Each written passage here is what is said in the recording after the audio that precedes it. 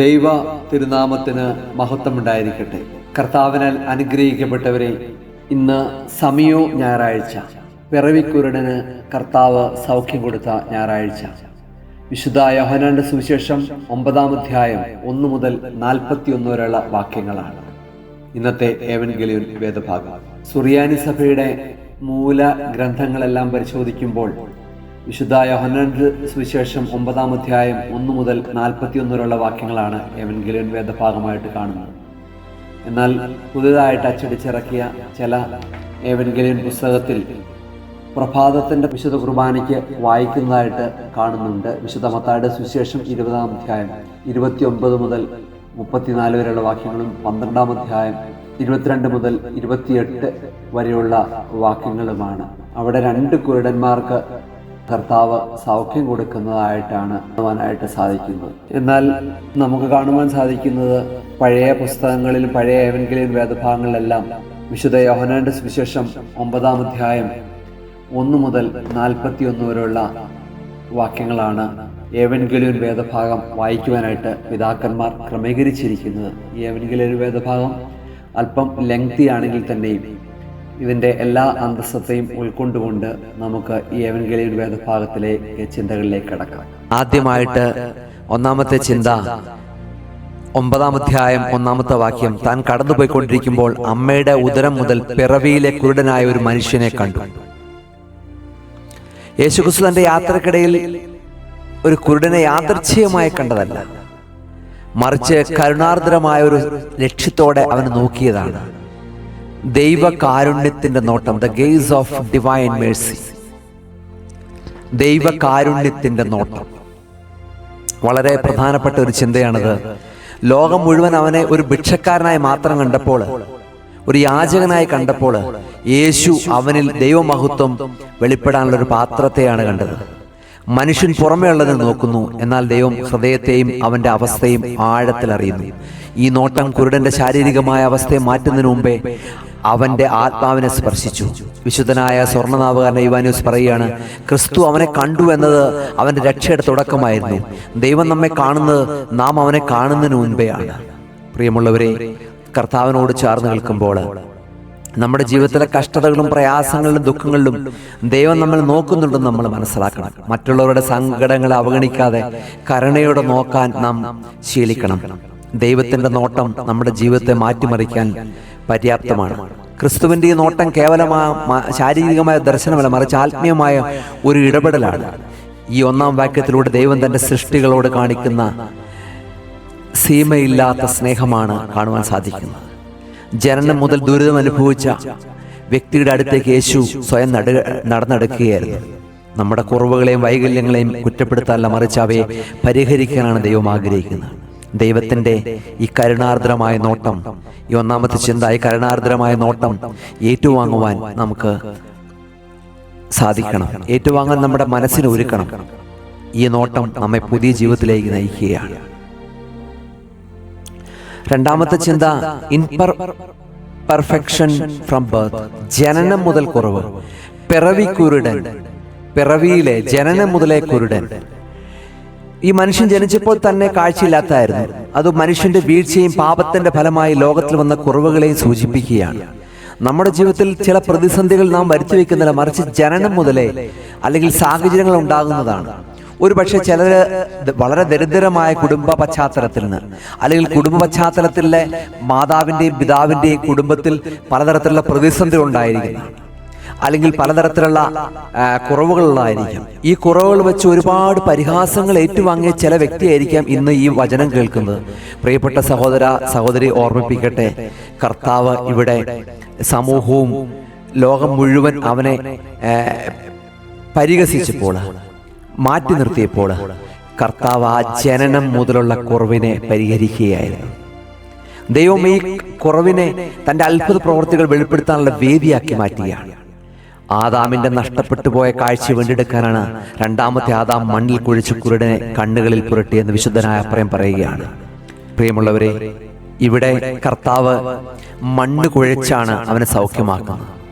ജനനം മുതൽ മണ്ണിൽ നിന്ന് വന്ന ശരീരം അപൂർണമായിരിക്കാം, മണ്ണിൽ നിന്ന് എടുക്കപ്പെട്ടു എന്ന് പറയുന്നത്. ഇതാ അപൂർണതകളെ പൂർണ്ണതകളാക്കി മാറ്റുവാൻ നമ്മുടെ കർത്താവിന് സാധിക്കും. നിന്റെ ജന്മനായുള്ള പോരായ്മകൾ നീ നിരാശപ്പെടരുത്. ദൈവം നിന്റെ കുറവുകളെ തൻ്റെ ശക്തി വെളിപ്പെടുത്താൻ ഉപയോഗിക്കും. മറ്റുള്ളവരുടെ ശാരീരിക വൈകല്യങ്ങളെ കളിയാക്കാതെ അവർ ദൈവത്തിൻ്റെ സൃഷ്ടിയായി ബഹുമാനിക്കണം. ഈ മനുഷ്യന്റെ അന്ധത ലോകത്തിന് മുഴുവൻ നിസ്സഹായാവസ്ഥയും കാണിച്ചു തരികയാണ്. സ്വന്തം പ്രയത്നത്താൽ മാറ്റാൻ കഴിയാത്ത കുറവുകളെ ദൈവം സ്പർശിക്കുമ്പോൾ അത്ഭുതങ്ങൾ സംഭവിക്കുന്നു. ജനനം മുതൽ അന്ധനായിരുന്നവൻ പ്രകാശത്തിന്റെ സാക്ഷിയായി മാറുന്നതായിട്ട് നമുക്ക് കാണുവാൻ സാധിക്കുന്നു. പ്രിയപ്പെട്ട സഹോദര സഹോദരി, നമ്മുടെ ജീവിതത്തിൽ ജനനം മുതലുള്ള അല്ലെങ്കിൽ നമ്മുടെ കുടുംബ പശ്ചാത്തലത്തിൽ നമ്മുടെ ശരീരത്തിൻ്റെ മനസ്സിൻ്റെ ചില കുറവുകൾ, ചില ഡിപ്രഷനുകൾ, ചില വേദനകൾ, ചില പ്രതിസന്ധികൾ അത് ജനനം മുതലുള്ളതാണെങ്കിൽ ഏത് പ്രതിസന്ധിയും ദൈവകരങ്ങളിൽ സമർപ്പിച്ചാൽ ദൈവം അത് അപൂർണതകളെ പൂർണ്ണതകളാക്കി മാറ്റുമെന്ന് ഈ വചനം നമ്മളെ ഓർമ്മിപ്പിക്കുകയാണ്. മൂന്നാമത്തെ ചിന്ത, ദ ഡിവൈൻ വിസിറ്റേഷൻ. പ്രിയമുള്ളവരെ, നമുക്കിവിടെ കാണുവാൻ സാധിക്കുന്ന ജന്മന അന്ധനായിരുന്നു. യേശു എങ്ങനെയുള്ളവനായിരുന്നു എന്ന് അവൻ അറിയില്ല. ആ കുരുടനായ കണ്ണില്ലാത്ത മനുഷ്യൻ അറിയില്ലായിരുന്നു. എന്നാൽ ക്രിസ്തു അവനെ കാണുകയാണ്. അതുകൊണ്ടാണ് അലക്സാന്ദ്രിയയിലെ വിശുദ്ധ അത്താനാസിസ് പറയുന്നത്, വൈദ്യൻ രോഗിയെ തേടി ചെല്ലുന്നത് പോലെ ലോകത്തിന്റെ വെളിച്ചമായവൻ അന്ധതയിൽ കഴിഞ്ഞവന്റെ അടുത്തേക്ക് സ്വയം അടുത്തു ചെന്നു. നീ ഒരു പക്ഷേ അന്ധതയിൽ കഴിയുന്ന വ്യക്തിയാണോ?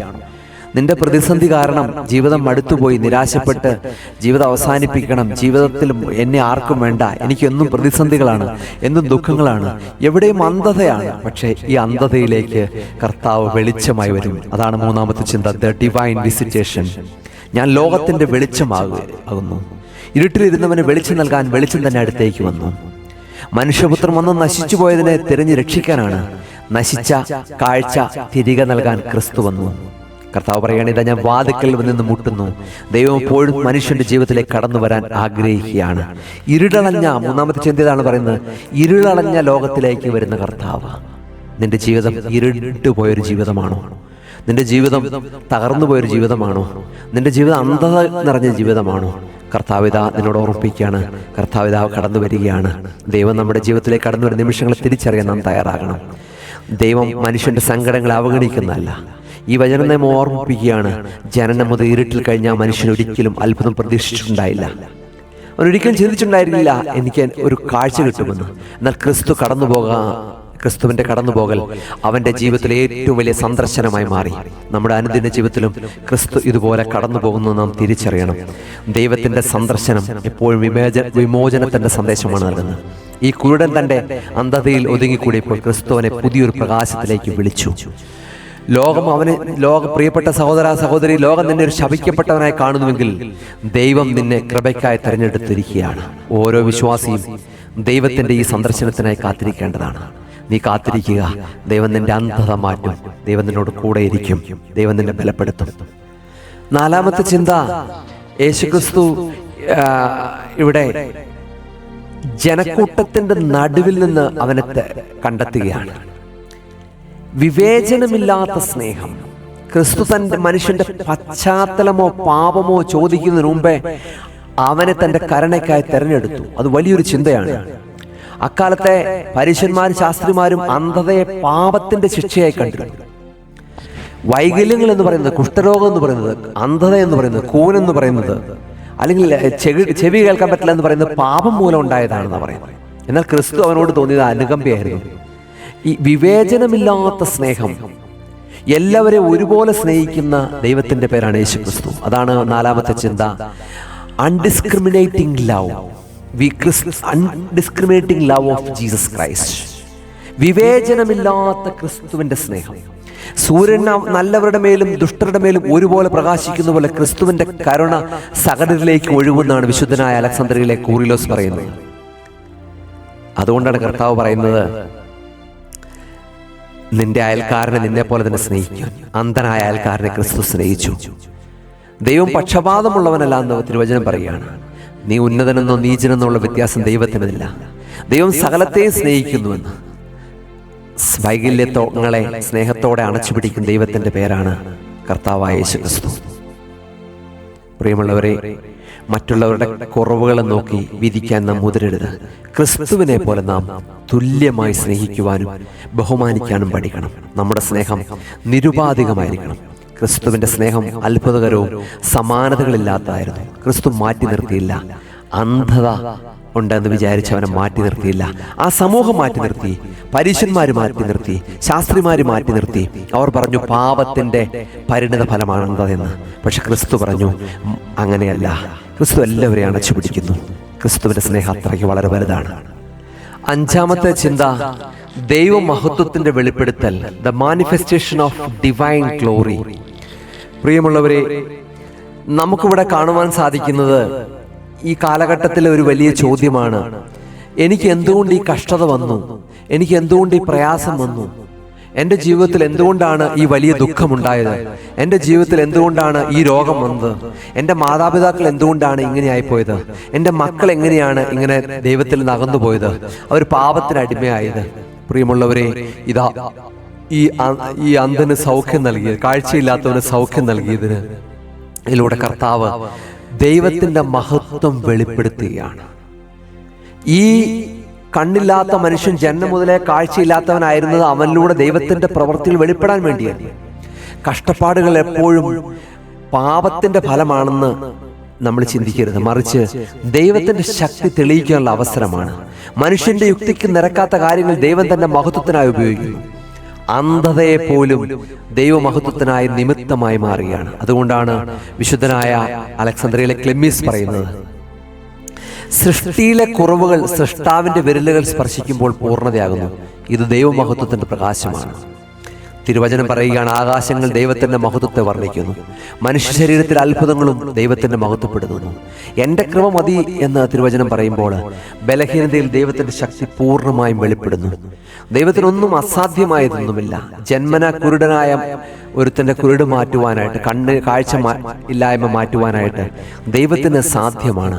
ആയതുകൊണ്ട് നിന്റെ ജീവിതത്തിൽ, ഈ വചനം കേൾക്കുന്ന പ്രിയപ്പെട്ട സഹോദര സഹോദരി, നിന്റെ ജീവിതത്തിൽ നീ വിചാരിക്കുന്നുണ്ടായിരിക്കാം, ഈ കഷ്ടപ്പാടുകൾ എന്തുകൊണ്ടാണ് എൻ്റെ ജീവിതത്തിലേക്ക് കടന്നു വന്നത്. അതേ, ഒന്നു മാത്രമുള്ളതിന് ഉത്തരം, ആ അന്ധനെ കർത്താവ് സൗഖ്യമാക്കിയ തിരുവചനത്തോട് ചേർന്നിരുന്ന് ഓർമ്മിപ്പിക്കട്ടെ, അത് കർത്താവിന് നിന്റെ മേൽ അവൻ്റെ മഹത്വം വെളിപ്പെടുത്തുന്നതിന് വേണ്ടിയാണ്. ദൈവത്തിൻ്റെ പ്രവൃത്തികൾ അത്ഭുതകരമാണ് എന്ന ഈ വചനം നമ്മളെ ബോധ്യപ്പെടുത്തുകയാണ്. ഒരു മനുഷ്യൻ ജന്മന അന്ധനായിരിക്കുമ്പോൾ അതിലെന്ത് നന്മയുണ്ടെന്ന് ലോകം ചോദിച്ചേക്കാം. എന്നാൽ അതേ അന്ധതയിലൂടെയാണ് യേശു തൻ്റെ ദൈവിക അധികാരം വെളിപ്പെടുത്തിയത്. നമ്മുടെ ജീവിതത്തിലെ കുറവുകൾ ദൈവത്തിൻ്റെ കയ്യിൽ ഏൽപ്പിക്കുമ്പോൾ അത് ലോകത്തിൻ്റെ മുമ്പിൽ വലിയൊരു സാക്ഷ്യമായി മാറും. ആറാമത്തെ ചിന്ത, the divine blindness and the divine light. ആത്മീയ അന്ധതയും ആത്മീയ പ്രകാശവും. ആ അന്ധനായ മനുഷ്യന്, കുരുടനായ മനുഷ്യന് കർത്താവ് കാഴ്ചശക്തി നൽകുന്നതിലൂടെ നമ്മളോട് ഓർമ്മിപ്പിക്കുന്ന ഒരു കാര്യമുണ്ട്. നീ പാപത്തിന്റെ അന്ധതയിൽ കിടക്കുകയാണെങ്കിൽ കർത്താവിന് നിന്റെ ജീവിതത്തിൽ പ്രവർത്തിച്ച് നിനക്ക് വെളിച്ചമേകാൻ സാധിക്കും. ഭൗതികമായ അന്ധതയേക്കാൾ ഭയാനകമാണ് ആത്മീയ അന്ധത. ഈ മനുഷ്യൻ ശാരീരികമായ അന്ധനായിരുന്നുവെങ്കിൽ ക്രിസ്തുവിനെ കണ്ടെത്തിയപ്പോഴും കാഴ്ചയായി മാറി.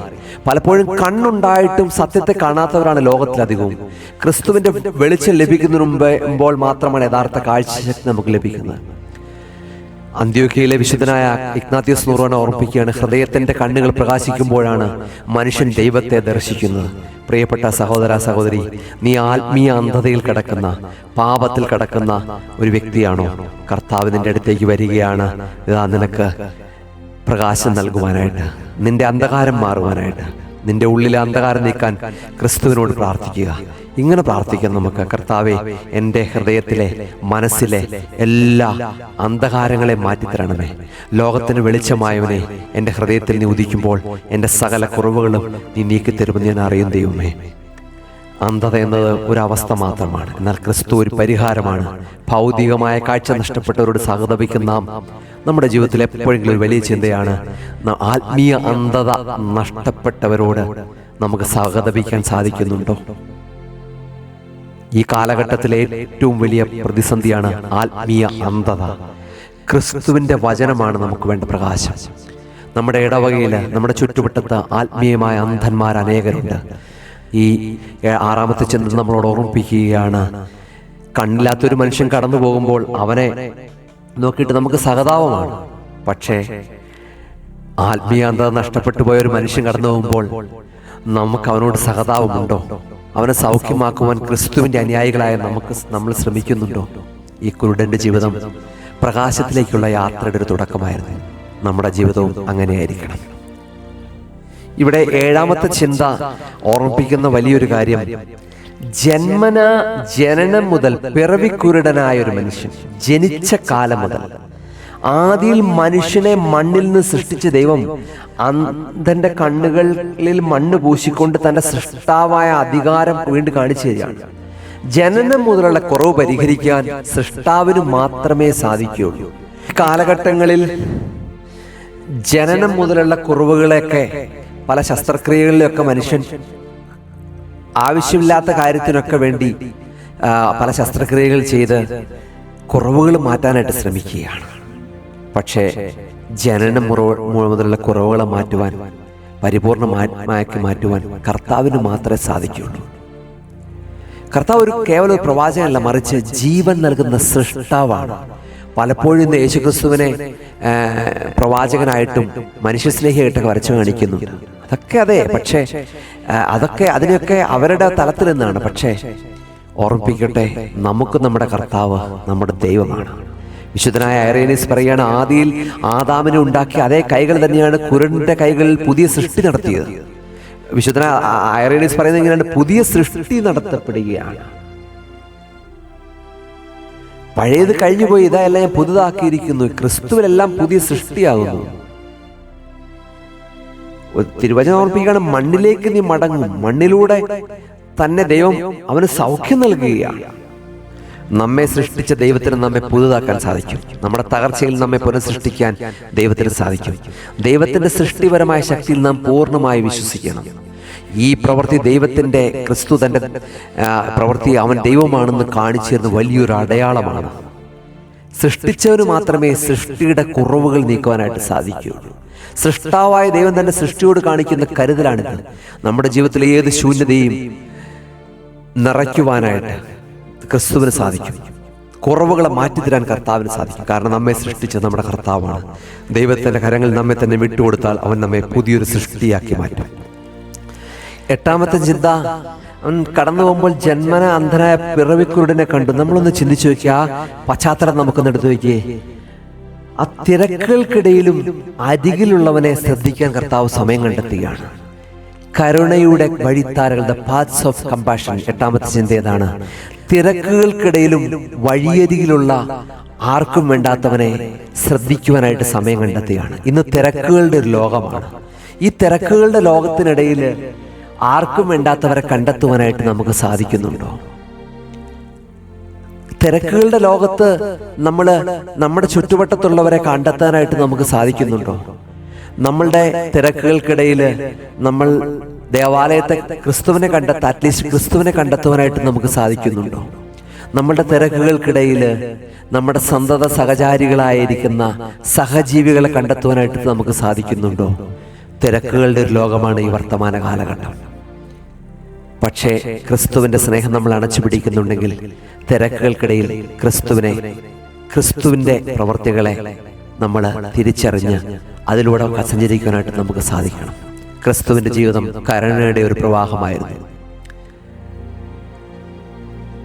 സ്നേഹം വെറും വാക്കുകൾ ഒതുങ്ങുകയല്ല. ഇന്നീ തിരക്കുകൾക്കിടയിൽ, നമ്മളുടെ തിരക്കുകൾക്കിടയിൽ, നമ്മുടെ ഇടവകയിൽ എത്ര പേര് തിരക്കുകൾക്കിടയിൽ നഷ്ടപ്പെട്ടു പോകുന്നുണ്ട്? നമ്മുടെ കുടുംബങ്ങളിൽ തിരക്കുകൾക്കിടയിൽ എത്ര പേര് നഷ്ടപ്പെട്ടു പോകുന്നുണ്ട്? തിരക്കുകൾക്കിടയിൽ നമ്മളുടെ അനുദിന ജീവിതത്തിൽ എത്ര ഫ്രണ്ട്ഷിപ്പ്, കൂട്ടുകൾ എത്ര നഷ്ടപ്പെട്ടു പോകുന്നുണ്ട്? തിരക്കുകൾക്കിടയിൽ എത്ര സാമൂഹ്യ ജീവിതങ്ങൾ നഷ്ടപ്പെട്ടു പോകുന്നുണ്ട്? ഇതാ കർത്താവ് നമ്മളോട് ഓർമ്മിപ്പിക്കുകയാണ്, തിരക്കുകൾക്കിടയിൽ ക്രിസ്തുവിനെ കണ്ടെത്തുവാൻ, മാർജിനലൈസ്, തഴയപ്പെട്ടവരെ കണ്ടെത്തുവാനായിട്ട്.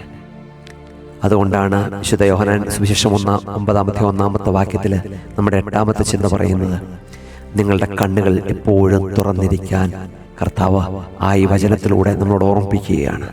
കഷ്ടപ്പെടുന്നവരെ കാണാൻ, അവരെ സഹായിക്കാൻ നമുക്ക് കഴിയണം. തിരക്കുകൾക്കിടയിൽ അവരെ നീ മറന്നു പോകരുത്. ക്രിസ്തുവിന്റെ കരുണ നമ്മുടെ ഹൃദയങ്ങളിൽ നിറയണം. 9ാമത്തെ ചിന്ത പറയുകയാണ്, അവൻ കടന്നു പോകുമ്പോൾ ജന്മന അന്ധനായ പിറവിക്കുടനായ ഒരു മനുഷ്യനെ കണ്ടുവെന്ന്.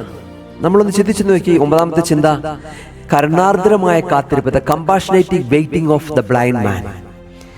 ഈ അന്ധനായ മനുഷ്യൻ ചെവി അവന് കേൾക്കാമായിരുന്നു. ചെവി കേൾക്കാൻ പാടില്ല എന്ന് ബധിരൻ എന്ന വേദപുസ്തകത്തിൽ ഒരിടത്തും പറഞ്ഞിട്ടില്ല.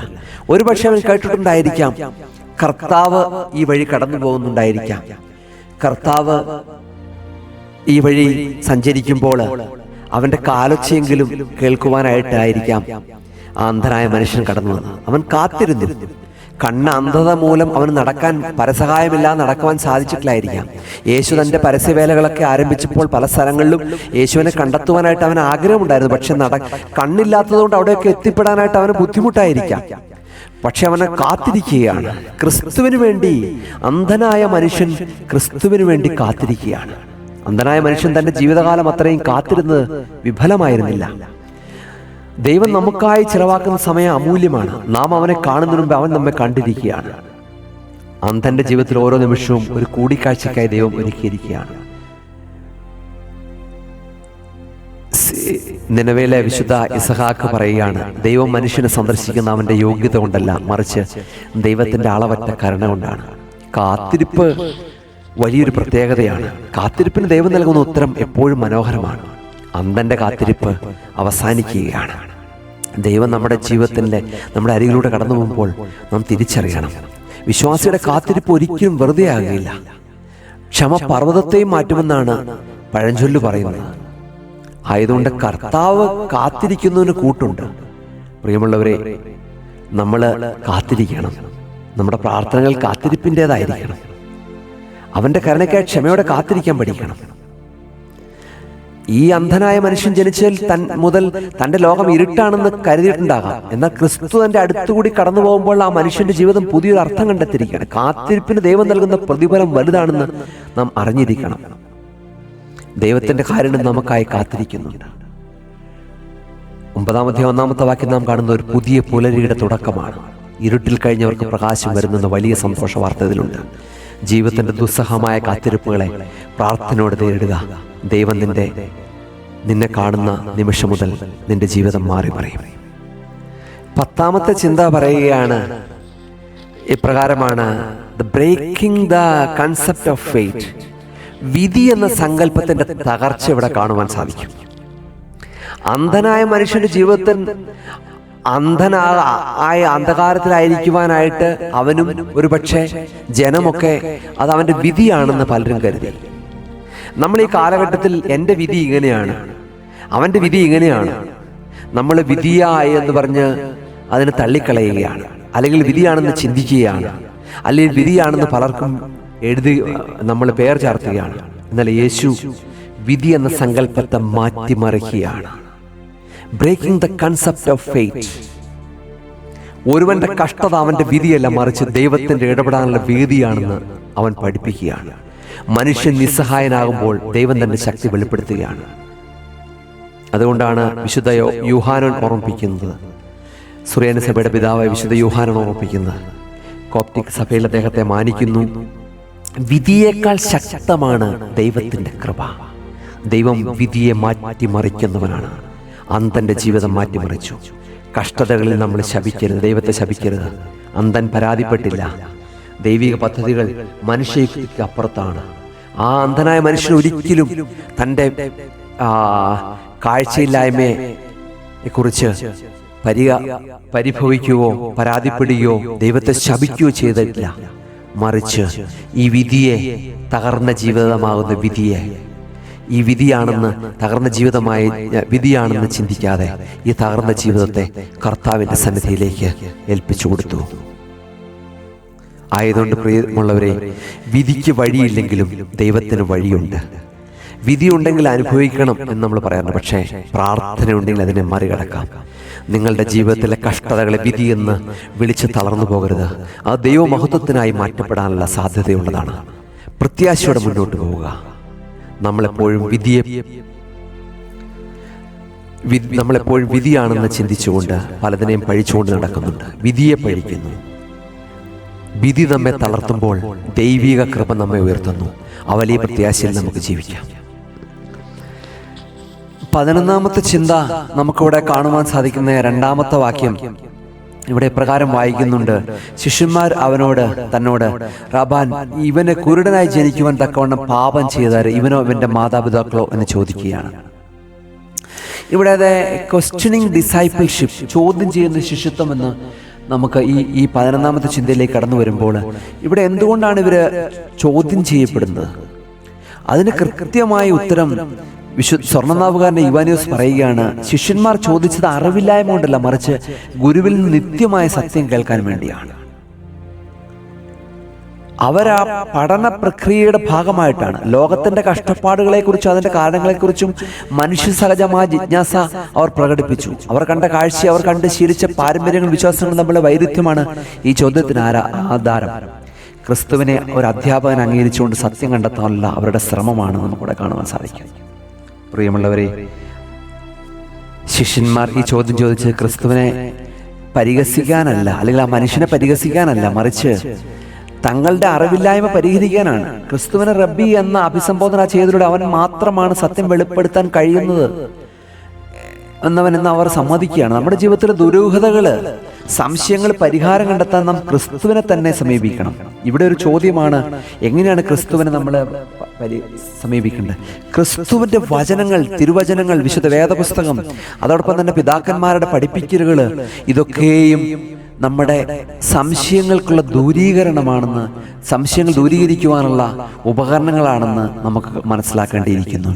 ശിഷ്യന്മാരുടെ ഈ ചോദ്യം എല്ലാ കഷ്ടകാലത്തിലെയും മനുഷ്യരുടെ ചോദ്യമാണ്. ലോകത്തിന്റെ തിന്മയെയും കഷ്ടപ്പാടിനെയും നാം എങ്ങനെ വീക്ഷിക്കണമെന്ന് ഇത് കാണിച്ചു തരികയാണ്. ക്രിസ്തു ചോദ്യത്തിന് നൽകാൻ പോകുന്ന ഉത്തരം ലോകത്തിന്റെ കാഴ്ചപ്പാട് മാറ്റുന്നതാണ്. വെറും നിരീക്ഷണങ്ങളാൽ പ്രധാനം ദൈവഹിതം കണ്ടെത്തുക എന്നതാണ് ശിഷ്യന്മാർ പഠിക്കുകയാണ്. നമ്മുടെ ജീവിതയാത്രയിൽ ഗുരുവായ ക്രിസ്തുവിനോട് ചേർന്ന് നിൽക്കുന്ന വഴിതെറ്റാതിരിക്കാൻ സഹായിക്കും. ക്രിസ്തു എങ്ങനെ വിശുദ്ധ സഭാപിതാക്കന്മാരുടെ പഠിപ്പിക്കലോട്, തിരുവചനത്തിന്റെ പഠിപ്പിക്കലോടൊക്കെ ചേർന്ന് നിൽക്കണം. വഴിതെറ്റാതിരിക്കുവാൻ ശിഷ്യന്മാർ ക്രിസ്തുവിനോട് ചോദ്യങ്ങൾ ചോദിച്ചതുപോലെ, അതിലൂടെ ക്രിസ്തുവിൽ നിന്ന് ഉത്തരം കണ്ടെത്തിയതുപോലെ, അതേ നമുക്ക് നമ്മുടെ ജീവിതത്തിൽ നമ്മുടെ പിതാക്കന്മാർ കാണിച്ചു തന്നതും പഠിപ്പിച്ചതും ആയ എല്ലാ കാര്യങ്ങളെയും പിന്തുടരാൻ നമുക്ക് സാധിക്കണം. 12ാമത്തെ ചിന്ത, relation between sin and suffering. രോഗങ്ങളും വൈകല്യങ്ങളും പാപത്തിന്റെ നേരിട്ടുള്ള ഫലമാണെന്ന തെറ്റായ ചിന്താഗതി അക്കാലത്ത് നിലനിന്നിരുന്നു. അതുകൊണ്ടാണ് ശിഷ്യന്മാർ ചോദിക്കുന്നത്. പഴയ നിയമത്തിലെ ചില ചിന്തകളെ തെറ്റായി വ്യാഖ്യാനിച്ചതിന്റെ ഫലമായിരുന്നു ശിഷ്യന്മാരുടെ ഈ ചോദ്യങ്ങളെല്ലാം. ആ കാലഘട്ടങ്ങളിൽ അങ്ങനെ ഒരു കൺസെപ്റ്റ് ഉണ്ടായിരുന്നു. കഷ്ടപ്പാടുകളെ പാപവുമായിട്ട് ബന്ധിപ്പിക്കുന്ന രീതി, പാവമില്ലാത്ത അവസ്ഥയിൽ രോഗങ്ങൾ ഉണ്ടാകില്ല എന്നുള്ള വിശ്വാസം ആഴത്തിൽ വേരൂടിയിരുന്നു. വിശുദ്ധനായ അത്താനാസ്യോസ് പറയുകയാണ്, എല്ലാ രോഗങ്ങളും പാപത്തിന്റെ ഫലമല്ല, എന്നാൽ പാപം ആത്മാവിന്റെ നിത്യമായ രോഗമാണ്. പിതാക്കന്മാർ പച്ചമുന്തിരിങ്ങി നിന്നു മക്കളുടെ പല്ല് പൊളിച്ചു. ഈ പഴയ പഴയ നിയമത്തെ ആസ്പദമാക്കിയായിരിക്കാം ഒരുപക്ഷെ ശിഷ്യന്മാർ ചോദിച്ചത്. ആയതുകൊണ്ട് പ്രിയമുള്ളവർ, ഈ ചിന്ത നമ്മളോട്, ഈ 12ാമത്തെ ചിന്ത നമ്മളോട് ഓർമ്മിപ്പിക്കുന്ന ഒരു കാര്യമുണ്ട്. ഒരാളുടെ കഷ്ടപ്പാട് കണ്ട്, അല്ലെങ്കിൽ ഒരാൾക്ക് സംഭവിച്ച വലിയ പ്രതിസന്ധി കണ്ട് അവന്റെ പൂർവികർ ചെയ്തോ അവൻ ചെയ്ത പാപം കൊണ്ടാണെന്ന് നമ്മൾ ഒരിക്കലും വിധിക്കരുത്. ഈ കാലഘട്ടങ്ങളിൽ അങ്ങനെ വിധിക്കുന്നൊരവസ്ഥയുണ്ട്. സഹനങ്ങളെ ദൈവത്തിന്റെ ഭാഗമായി കാണാൻ ശ്രമിക്കണം. മറ്റുള്ളവരുടെ വേദനകൾ പങ്കുചേരുന്നതാണ് ക്രിസ്തീയ ധർമ്മം. ശിഷ്യന്മാരുടെ ചോദ്യം മനുഷ്യസഹജമായ ഒരു മുൻവിധിയെ വെളിപ്പെടുത്തുന്നു. കഷ്ടപ്പെടുന്നവനെ പാപിയായിട്ട്, അല്ലെ അവന്റെ പൂർവികരുടെ പാപത്തെയൊക്കെ ആയിട്ട് മുദ്ര കുത്തപ്പെടുന്നത് അവസ്ഥയായിരുന്നു. പക്ഷെ ഇന്നും അതുപോലെ തന്നെയാണ്. ഒരുവനൊരു തകർച്ച വന്നിട്ടുണ്ടെങ്കിൽ പലരും പറയുന്നത് അത് അവന്റെ പൂർവികർ ചെയ്തുകൊണ്ടോ അല്ലെ അങ്ങനെ ആയതുകൊണ്ടോ അല്ല, ഒരിക്കലുമല്ല. ദൈവത്തിന്റെ പദ്ധതി വെളിപ്പെടുത്താൻ വേണ്ടിയായിരുന്നു കർത്താവ് പല പ്രതിസന്ധികളിലൂടെ നമ്മളെ കൊണ്ടുപോകുന്നത്. എന്നാൽ ആ പ്രതിസന്ധികളുടെ മധ്യത്തിൽ കർത്താവ് നമ്മളെ അണച്ചു പിടിക്കുമെന്നുള്ള കാര്യത്തിൽ സംശയമില്ലാത്തൊരു കാര്യമാണ്. കർത്താവ് നമ്മളെ അണച്ചു പിടിക്കും. ക്രിസ്തു ഈ ചിന്താഗതിയെ തിരുത്തിക്കൊണ്ടൊരു പുതിയ പാഠം നൽകുന്നതാണ്. ഒരു പുതിയ പാഠം നൽകുകയാണ്. ഓരോ വേദനയും പാപത്തിന്റെ ഫലമല്ലെന്ന് നാം തിരിച്ചറിയണം. ലോകത്തിന്റെ ദുരിതങ്ങൾ കാരണം പാപമാണോ എന്ന ചോദ്യം ഇന്നും പ്രസക്തമാണ്. എന്നാൽ ഓരോ വ്യക്തിയുടെയും കഷ്ടപ്പാടിനെ അവരുടെ പാപങ്ങളായി കാണുന്നത് ക്രൂരതയാണ്. ശിഷ്യന്മാർ തങ്ങളുടെ പാരമ്പര്യങ്ങളിൽ സ്വീകരിച്ച അറിവാണ് ഇവിടെ പ്രകടിപ്പിക്കുന്നത്. എന്നാൽ ക്രിസ്തു ഇവിടെ പറയുകയാണ്, പാരമ്പര്യങ്ങളെക്കാൾ ഉപരിയായിട്ട് കരുണയ്ക്ക് ക്രിസ്തു പ്രാധാന്യം നൽകുകയാണ്. 13ാമത്തെ ചിന്ത, ഇവന്റെ മാതാപിതാക്കളോ എന്ന് ചോദിക്കുകയാണ്. ഈ കാലഘട്ടങ്ങളിൽ ഈ മാതാപിതാക്കൾ ചെയ്ത തെറ്റുകൾക്ക് മക്കളോട് പകരം ചോദിക്കും. ഒരുപക്ഷെ നമ്മുടെ പലരുടെയും കൺസെപ്റ്റ് അങ്ങനെയാണ്. എത്ര തെറ്റ് ചെയ്ത മാതാപിതാക്കളുടെ മക്കളാണെങ്കിലും പൂർവികരുടെയും ഞങ്ങളുടെയും പാപങ്ങൾ ക്ഷമിക്കണമേ എന്ന് കണ്ണുനീരോടെ പ്രാർത്ഥിച്ചാൽ ദൈവം നമ്മുടെ ശാപങ്ങളും പാപങ്ങളെല്ലാം തലമുറകളിൽ നിന്ന് എടുത്തു മാറ്റും. ദ കൺസെപ്റ്റ് ഓഫ് ആൻസിസ്റ്ററൽ സിൻ, പൂർവിക പാപം എന്ന സങ്കല്പം. പ്രിയമുള്ളവരെ, പാരമ്പര്യമായി പൂർവികമായ ഏതെങ്കിലും പാപത്തിന്റെ അവസ്ഥയിലൂടെ കടന്നു പോകുന്നതാണ്. അതിൻ്റെ കുറവുകൾ നിന്റെ ജീവിതത്തിൽ സംഭവിച്ചിട്ടുണ്ടോ? നീ എന്നോടൊരു കാര്യം ഓർമ്മിപ്പിക്കട്ടെ. ഈ വചനം കേൾക്കുന്ന പ്രിയപ്പെട്ട സഹോദര സഹോദരി, നിന്റെ പൂർവികരുടെ പാപങ്ങൾ എത്ര കടും ചുമപ്പാണെങ്കിലും അത് ഹിമം പോലെ വെളുപ്പിക്കുവാനായിട്ട് പൂർവികരുടെ പാപങ്ങൾ നിന്റെ ജീവിതത്തിൽ എത്ര പ്രതിസന്ധികൾ ഉണ്ടാക്കിയാലും അതിനെല്ലാം മാറ്റിത്തരാൻ നീ കണ്ണുനീരോടെ പ്രാർത്ഥിച്ചാൽ ദൈവത്തിന് സാധിക്കും. അതാണ് ഇവിടെ നമുക്ക് കാണുവാൻ സാധിക്കുന്നത്. തിരുവചനത്തിൽ ഇങ്ങനെ കാണുന്നുണ്ട്, പിതാക്കന്മാരുടെ തെറ്റുകൾക്ക് 3ഉം 4ഉം തലമുറ ഞാൻ പകരം ചോദിക്കും. കൽപ്പനകൾ എഴുതി കൊടുക്കുന്ന ഭാഗത്തൊരു വചനമാണ്. എന്നാൽ എൻ്റെ കൽപ്പനകളനുസരിച്ച് ജീവിക്കുന്നവൻ 1000 തലമുറ അനുഗ്രഹിക്കപ്പെടുമെന്നും കൂടെ ഓർമ്മിപ്പിക്കുകയാണ്. മാതാപിതാക്കളുടെ തെറ്റുകൾ നമ്മുടെ ജീവിതത്തിൽ പ്രതിസന്ധികൾ സൃഷ്ടിച്ചിട്ടുണ്ടെങ്കിൽ, നമ്മളുടെ തെറ്റുകൾ സൃഷ്ടിച്ചിട്ടുണ്ടെങ്കിൽ ദൈവത്തോട് സന്നിധിയിൽ ക്ഷമ ചോദിച്ച് നമുക്ക് പ്രാർത്ഥിക്കാം. കർത്താവേ, എൻ്റെ പൂർവികരുടെയും എൻ്റെയും ശാപങ്ങൾ പാപങ്ങളെല്ലാം എടുത്തു മാറ്റണമേ എന്ന്. ഇവിടെ മറ്റൊരു ചിന്ത കൂടി ഓർമ്മിപ്പിക്കുകയാണ്. 14ാമത്തെ ചിന്ത, the error of prenatal sin, മുൻകൂട്ടിയുള്ള പാപമെന്ന അബദ്ധം. ഇവൻ കുരുടനായി ജനിച്ചത് ഇവൻ പാപം ചെയ്തിട്ടാണോ? ഗർഭാവസ്ഥയിൽ ഒരു കുട്ടി പാപം ചെയ്യുമോ എന്ന വിചിത്രമായ ചിന്ത പോലും ആ കാലത്ത് ആ കാലഘട്ടങ്ങളുണ്ടായിരുന്നു. തന്നെയല്ല, അമ്മയുടെ പാപം മകനിലേക്ക് കടന്നു വരുമോ? ഇതൊക്കെ വളരെ ചിന്തകരിച്ച ഒരു കാര്യമാണ്. നമ്മൾ ഇരുത്തി ചിന്തിക്കേണ്ട ഒരു കാര്യമാണ്. അതുകൊണ്ടാണ് വിശുദ്ധ മാമോദീസയിലൂടെ ആ എല്ലാ പാപങ്ങളെയും കഴുകിക്കളഞ്ഞ് നമ്മളെ ക്രിസ്തുവിലാക്കുന്നത്. ഒരു ക്രിസ്തുവിലായാൽ പുതിയ സൃഷ്ടിയായി മാറി. നമ്മുടെ പൂർവികർ ചെയ്ത പാപങ്ങൾ, നമ്മുടെ ജന്മപാപങ്ങളെല്ലാം വിശുദ്ധ മാമോദീസയിലൂടെ മാറ്റപ്പെട്ട് നമ്മൾ ക്രിസ്തുവിൽ പുതുതാക്കപ്പെട്ടു. ഇനി ജീവിക്കുന്നത് പുതിയ മനുഷ്യനാണ്. തിരുവചനം പറയുകയാണ്, അമ്മയുടെ ഗർഭത്തിൽ നിന്നെ അറിയുന്നതിന് മുമ്പ് ഞാൻ നിന്നെ തെരഞ്ഞെടുത്തുവെന്ന്.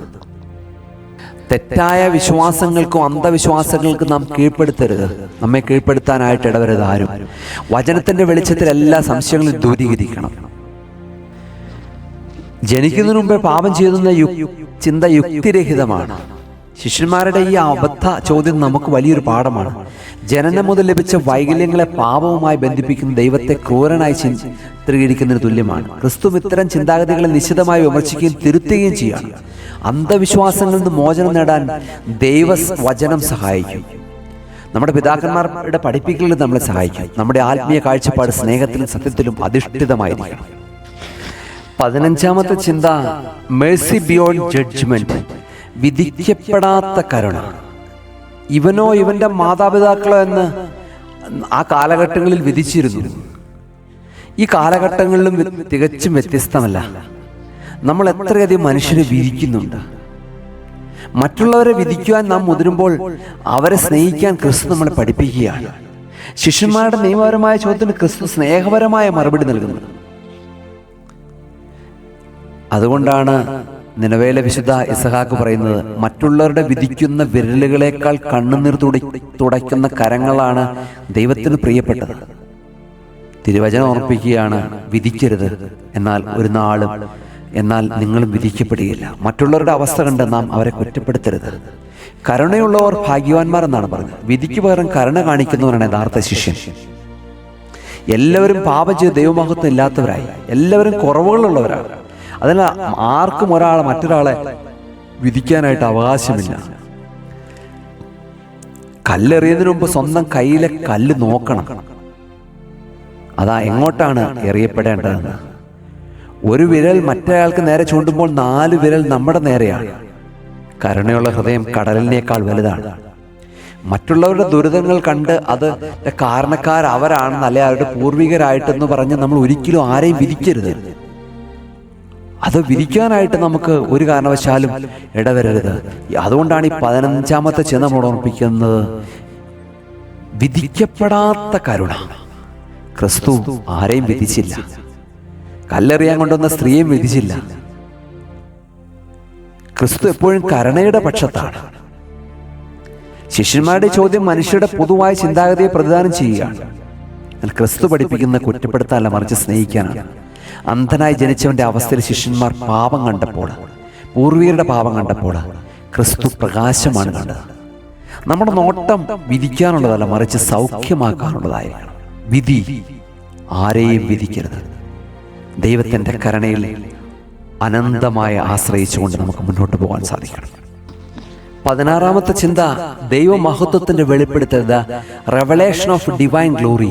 ക്രിസ്തു ഉത്തരമായിട്ട് പറയുകയാണ്, അവൻ പറയുകയാണ്, യേശു അവരോട്, ഇവനോ ഇവന്റെ മാതാപിതാക്കളോ പാപം ചെയ്തത് കൊണ്ടല്ല. കഷ്ടപ്പാടുകളെക്കുറിച്ചുള്ള ശിഷ്യന്മാരുടെ ഇടുങ്ങിയ ചിന്താഗതി യേശു ഇവിടെ തിരുത്തുകയാണ്.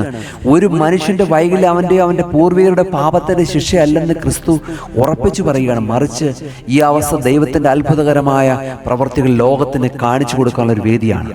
പ്രതിസന്ധികൾ ദൈവത്തിന്റെ ശക്തി വെളിപ്പെടുത്താനുള്ള അവസരങ്ങളാണെന്ന് നാം തിരിച്ചറിയണം. ദൈവം മഹത്വത്തിന്റെ വെളിപ്പെടുത്തലാണ്. നമ്മുടെ ജീവിതത്തിൽ പലതരത്തിലുള്ള അന്ധതകളുണ്ട്. കുടുംബം അന്ധതയുടെ നടുവിലൂടെ പോകുന്നുണ്ടായിരിക്കാം. ജോലിസ്ഥലം അന്ധതയുടെ നടുവിലൂടെ പോകുന്നുണ്ടായിരിക്കാം. മക്കൾ അന്ധതയുടെ നടുവിലൂടെ പോകുന്നുണ്ടായിരിക്കാം. ദേവാലയം അന്ധതയുടെ നടുവിലൂടെ പോകുന്നുണ്ടായിരിക്കാം. സഭകൾ അന്ധതയുടെ നടുവിലൂടെ പോകുന്നുണ്ടായിരിക്കാം. ഇതാ, ഈ അന്ധതയെ നീക്കിക്കളയുവാനായിട്ട് ക്രിസ്തു കടന്നു വന്നിരിക്കുകയാണ്. അത്ഭുതകരമായ ദൈവത്തിൻ്റെ പ്രവൃത്തികൾ ലോകത്തിന് കാണിച്ചു കൊടുത്ത് പ്രകാശം നൽകുവാനാണ് ക്രിസ്തു വന്നിരിക്കുന്നത്. ദൈവമഹത്വത്തിൻ്റെ വെളിപ്പെടുത്തലുകൾ അവിടെ സംഭവിക്കുവാനായിട്ട്, സകല അന്ധകാരത്തിലും സംഭവിക്കാനായിട്ട് ദൈവസന്നിധിയിൽ നമുക്ക് പ്രാർത്ഥിച്ചുകൊണ്ടിരിക്കാം. വിശുദ്ധനായ അത്തനാസ്യോസ് പറയുകയാണ്, ദൈവം തിന്മയെ സൃഷ്ടിക്കുന്നില്ല, എന്നാൽ തിന്മയിൽ നന്മ പുറപ്പെടുവിക്കാൻ അവന് സാധിക്കും. മനുഷ്യൻ വൈകല്യങ്ങളെ ശാപമായി കാണുമ്പോൾ ദൈവം അതിനെ തൻ്റെ കൃപയുടെ അടയാളമായി മാറ്റുന്നു. ഈ കുരുടൻ തൻ്റെ ജീവിതകാലം മുഴുവൻ ഇരുട്ടിലായിരുന്നത് ഈ ഒരു നിമിഷത്തിൽ ദൈവമഹത്വം വെളിപ്പെടാനായിരുന്നു. നമ്മുടെ സങ്കടങ്ങൾക്കും വേദനകൾക്കും പിന്നിൽ നാം അറിയാത്തൊരു വലിയ ദൈവിക പദ്ധതിയുണ്ടെന്ന് ഈ വചനം അടിവരയിട്ട് പറയുകയാണ്. 17-ാമത്തെ ചിന്ത, the new perspective on suffering. സഹനത്തിന്റെ പുതിയ കാഴ്ചപ്പാട്. സഹനം എന്നത് പാപത്തിന്റെ ശിക്ഷയല്ല, മറിച്ച് ദൈവവുമായിട്ടുള്ള പുതിയ ബന്ധത്തിന്റെ തുടക്കമാണ്. കഷ്ടപ്പാടുകളെ പോസിറ്റീവായി കാണാൻ ക്രിസ്തു നമ്മെ ആഹ്വാനം ചെയ്യുകയാണ്. ഈ കുരുടന്റെ ജീവിതം വലിയൊരു സാക്ഷ്യമായി മാറാൻ പോകുന്ന സൂചന യേശു നൽകുകയാണ്. ദൈവഹിതത്തിന് കീഴ്പ്പെടുമ്പോൾ നമ്മുടെ വേദനകളെ അനുഗ്രഹങ്ങളായി മാറും. അന്ത്യോക്യയിലെ വിശുദ്ധ ഇഗ്നാത്യസ് നൂറാണ് പറയുകയാണ്, ക്രൂശില്ലാതെ കിരീടമില്ല, സഹനമില്ലാതെ മഹത്വവുമില്ല. സഹിക്കുന്നവൻ ഭാഗ്യവാൻ എന്നാണ് തിരുവചനം പറയുന്നത്. സഹനത്തിന് സ്വർഗീയമായ പ്രതിഫലമുണ്ട്. നിന്റെ ക്രൂശ് എടുക്കാനായിട്ട് തിരുവചനം പറയുകയാണ്. സഹനത്തെ ഉത്തരവാദിത്തോടെ സ്വീകരിക്കുക. കർത്താവ് നമ്മുടെ ഇടയനാകുന്നു. താഴ്വരയിലൂടെ, കൂരിൽ താഴ്വരയിലൂടെ ദൈവം നമ്മെ വഴി നടത്തുകയാണ്. അനുഭവിക്കാത്തവന് അറിവ് ലഭിക്കില്ല എന്ന് ഒരു പഴഞ്ചൊല്ലുണ്ട്. പ്രിയമുള്ളവരെ, ഈ സഹനങ്ങളെല്ലാം, അതിന് സഹനത്തിന് പുതിയൊരു പേഴ്സ്പെക്റ്റീവ് കർത്താവ് നൽകുകയാണ്. ദൈവത്തിൻ്റെ മഹത്വം വെളിപ്പെടുത്താനുള്ള ഇടങ്ങളാണ് സഹനങ്ങളെന്ന് ഓർമ്മിപ്പിക്കുകയാണ്. നമ്മുടെ ജീവിതത്തിലെ കഷ്ടതകളെയോ പ്രയാസങ്ങളെ കണ്ട് ഭയപ്പെടുകയോ നിരാശപ്പെടരുത്. ഓരോ പ്രതിസന്ധിയിലും ദൈവത്തോട് കൂടുതൽ അടുക്കാനുള്ള അവസരമാണ്. സഹനത്തിലൂടെയാണ് ദൈവം നമുക്ക് അത്ഭുതങ്ങൾ, നമ്മളെ ആത്മീയമായി ക്രിസ്തുവിലോട്ട് വളരാനായിട്ട് നമുക്ക് സാധിക്കുന്നത്. സഹനത്തെക്കുറിച്ച് ലോകത്തിൻ്റെ കാഴ്ചപ്പാട് യേശുക്രിസ്തുവിടെ മാറ്റിമറിക്കുകയാണ്. ദുരിതങ്ങൾ അനുഭവിക്കുന്നവർ ദൈവത്താൽ ഉപേക്ഷിക്കപ്പെട്ടവർ അല്ലെന്ന് തെളിയിക്കുകയാണ്. മറിച്ച് അവർ ദൈവം പ്രവർത്തികൾ വെളിപ്പെടാനുള്ള സവിശേഷമായ പാത്രങ്ങളാണ് എന്ന് ഇതിലൂടെ ഓർമ്മിപ്പിക്കുകയാണ്. ഏത് വലിയ ഇരുട്ടിലും ദൈവത്തിൻ്റെ പ്രകാശം ദർശിക്കുവാൻ നമുക്ക് കഴിയണം. സഹനത്തിലൂടെ ദൈവം തൻ്റെ അസ്തിത്വം വെളിപ്പെടുത്തുകയാണ്. 18-ാമത്തെ ചിന്ത, ദൈവത്തിൻ്റെ അധികാരം, സോവറിനിറ്റി ഓഫ് ഗോഡ്. പ്രിയമുള്ളവരെ, ദൈവപ്രവൃത്തി ഇവനിൽ വെളിപ്പെടേണ്ടതിനാണ് വിശുദ്ധ യോഹന്നാന്റെ സുവിശേഷം 9-ാമത്തെ പറയുകയാണ്. ദൈവം സർവജ്ഞനും സർവശക്തനുമാണെന്ന് ഈ വചനം ഓർമ്മിപ്പിക്കുകയാണ്. ജനനം മുതൽ അന്ധകാരായിരുന്ന ഈ മനുഷ്യന്റെ ജീവിതത്തിൽ ദൈവത്തിന് പൂർണ്ണ അധികാരമുണ്ട്. മനുഷ്യൻ വിധി എന്ന് വിളിക്കുന്ന ദൈവം മഹത്വത്തിന്റെ പ്ലാൻ എന്ന് വിളിക്കുകയാണ്. ഈ കാലഘട്ടങ്ങളിൽ നമുക്ക് കാണുവാൻ സാധിക്കുന്നത് ദൈവത്തിന്റെ പരമാധികാരത്തെക്കാൾ മുകളിലായ അധികാരം ഉപയോഗിക്കുന്ന ചില മനുഷ്യരെ സഭയിൽ കാണുന്നുണ്ട്, ദേവാലയങ്ങളിൽ കാണുന്നുണ്ട്, അല്ലെങ്കിൽ സമൂഹത്തിൽ കാണുവാൻ സാധിക്കുന്നുണ്ട്. നമ്മളൊരു കാര്യം മനസ്സിലാക്കണം, സർവ അധികാരി കർത്താവായ യേശുക്രിസ്തു മാത്രമാണ്. സൃഷ്ടിയിൽ സംഭവിക്കുന്നൊന്നും സൃഷ്ടാവിന് അജ്ഞാതമല്ല എന്ന് വിശുദ്ധനായ അറേനീസ് പറയുന്നുണ്ട്. ഈ വർത്തമാന കാലഘട്ടം നമുക്ക് വെച്ച് നീട്ടുന്ന ഏറ്റവും വലിയൊരു ചിന്ത, ദൈവത്തെക്കാൾ അധികമായി മറ്റു പലതിൻ്റെയും അധികാരങ്ങൾക്ക് നമ്മൾ കീഴ്പ്പെടുന്നു എന്നുള്ളതാണ്. ഇത് ക്രിസ്തുവിന് വിരുദ്ധമാണ്. സഭകൾ തമ്മിലുള്ള പ്രതിസന്ധികൾ, ദേവാലയങ്ങൾ തമ്മിലുള്ള പ്രതിസന്ധികൾ, മനുഷ്യർ തമ്മിലുള്ള പ്രതിസന്ധികൾ, രാജ്യങ്ങൾ തമ്മിലുള്ള പ്രതിസന്ധികൾ, അതിൻ്റെ എല്ലാം കാരണം നമ്മൾ മൂലകാരണങ്ങൾ അന്വേഷിച്ച് ചെല്ലുമ്പോൾ ദൈവത്തിൻ്റെ പരമാധികാരത്തെ അംഗീകരിക്കുന്നില്ല എന്നുള്ളതാണ് ഏറ്റവും വലിയ നഗ്നമായ സത്യം. അവൻ്റെ പരമാധികാരത്തെ അംഗീകരിക്കുക എന്നാണ് വിശ്വാസത്തിൻ്റെ ഏറ്റവും വലിയ അടിസ്ഥാനം എന്ന് പറയുന്നത്. ലോകം നമ്മളെ തള്ളിക്കളഞ്ഞാൽ ദൈവം നമ്മളെ കരുതും. അവൻ്റെ പദ്ധതികൾ പൂർണ്ണവും ശ്രേഷ്ഠമാണ്. അവൻ്റെ അധികാരം, അവൻ്റെ മഹത്വം വെളിപ്പെടാൻ നാം അവനെ തന്നെ വിട്ടുകൊടുക്കണം. അവൻ്റെ അധികാരത്തിൽ നാം കീഴ്പ്പെട്ടിരിക്കണം. 19ാമത്തെ ചിന്ത ഓർമ്മിപ്പിക്കുകയാണ്, ഇവനവൻ്റെ മാതാപിതാക്കളെ പാപം ചെയ്തത് കൊണ്ടല്ല. 19ാമത്തെ ചിന്ത ഇതാണ്, ശാപത്തിൽ നിന്നുള്ള മോചനം. പാപവും ശാപവും തമ്മിലുള്ള ബന്ധത്തെക്കുറിച്ചുള്ള പാരമ്പര്യ വിശ്വാസങ്ങളിൽ നിന്ന് യേശു മനുഷ്യനെ മോചിപ്പിക്കുകയാണ്. കഷ്ടപ്പെടുന്നവനെ പാപി എന്ന് വിളിച്ച് അധിക്ഷേപിക്കുന്ന അവസ്ഥ, പ്രതിസന്ധി വരുന്നവനെ പാപി എന്ന് വിളിച്ച പരിഹസിക്കുന്ന അവസ്ഥ ഈ കാലഘട്ടങ്ങളിലുമുണ്ട്. ആ അന്ധനായ മനുഷ്യൻ ശപിക്കപ്പെട്ടവനല്ല, മറിച്ച് അനുഗ്രഹത്തിന് തിരഞ്ഞെടുക്കപ്പെട്ടവനാണെന്ന് അവൻ പ്രഖ്യാപിക്കുകയാണ്.